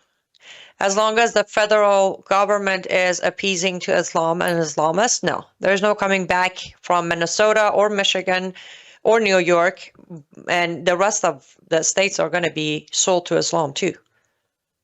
So we got to, normally it's like local law, but this time we need to clean up our federal government. Way too much Islam appeasing mindsets and deal making going on up there. And yet we're one of the few groups still talking about Islam. Have you noticed that? I mean, this seems to be the biggest threat facing the country is Islam on a personal level. Then of course you can add the economic problem, the tech tyranny, the technocrats, but Islam seems to be that thing that is just spreading over top of the country. And all these other things are causing everyone else's attention to move away from the thing that ultimately will be the thing that is perhaps the greatest threat. And as we talked with Patrick Wood tonight, Islam is going to use the technocracy. They're going to use the financial regulation. He was talking about Sharia banking tonight. We know that the World Government Summit was held, in the United Arab Emirates a couple years ago. They're pushing for a lot of this. But have you noticed how few people talk about Islam? Yes, it's all fashion. You don't really get popularity or monetization or sponsors when you talk about Islam. I can testify to that. I am by far the most censored channel on YouTube. I don't say that. My own subscribers commented yesterday that you are by far the most censored page on YouTube. And after 10 years, you still haven't given up. You just get censorship, shadow ban, the sponsors walk away from you because they don't want their businesses losing. So that's why a lot of people don't. But let's not forget red-green axis. Red has always, after red was originally exposed, truly, and people of Earth came to realize how bad communism is, by majority, not all, the strategy turned into where red will constantly be the front face, taking blame, while the green slowly comes in without getting any attention. That's what happens. If you look, the red side of red-green axis is constantly bashed. Everybody's talking about the digital currency and one world order and this and that, which is the red side. And the green is very quietly off the radar, moving in. Has always been the strategy.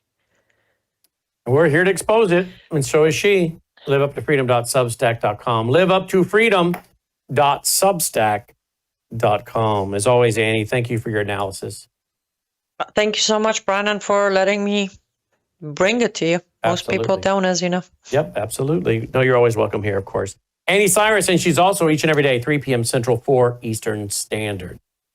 All right, before we go tonight, will you go to worldviewstore.com, get your packet of information, your free business cards, a pack of free business cards, pass them out far and wide, tell people about Worldview Tube on 24/7, free of charge, and tell them about it.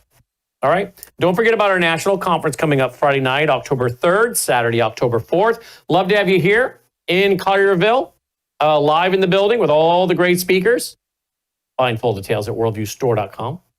Hotels, restaurants, everything's there. Schedule. If you can't be with us, you can certainly, join our vault and live stream it Friday night and Saturday. But you got to be a vault member. worldviewtube.com/vault. worldviewtube.com/vault. And you'll also get 35 years of my radio shows, TV shows, and much more. worldviewtube.com/vault. Roll the music, boys. Let's call it a night. Hey, if you appreciate all we do here, will you go now? worldviewfoundation.com. Make a contribution of any amount. You'll also find our mailing address there if you prefer to support us through the mail. worldviewfoundation.com. You'll find our mailing address there and our phone number. Leave a voicemail for Melissa or text her. She'll get back to you, help you make a contribution over the phone if that's how you prefer to do it. Thank you for helping us keep this free network, just that, free. Till next time, I'm Brannon Howse. May God somehow save America. Take care.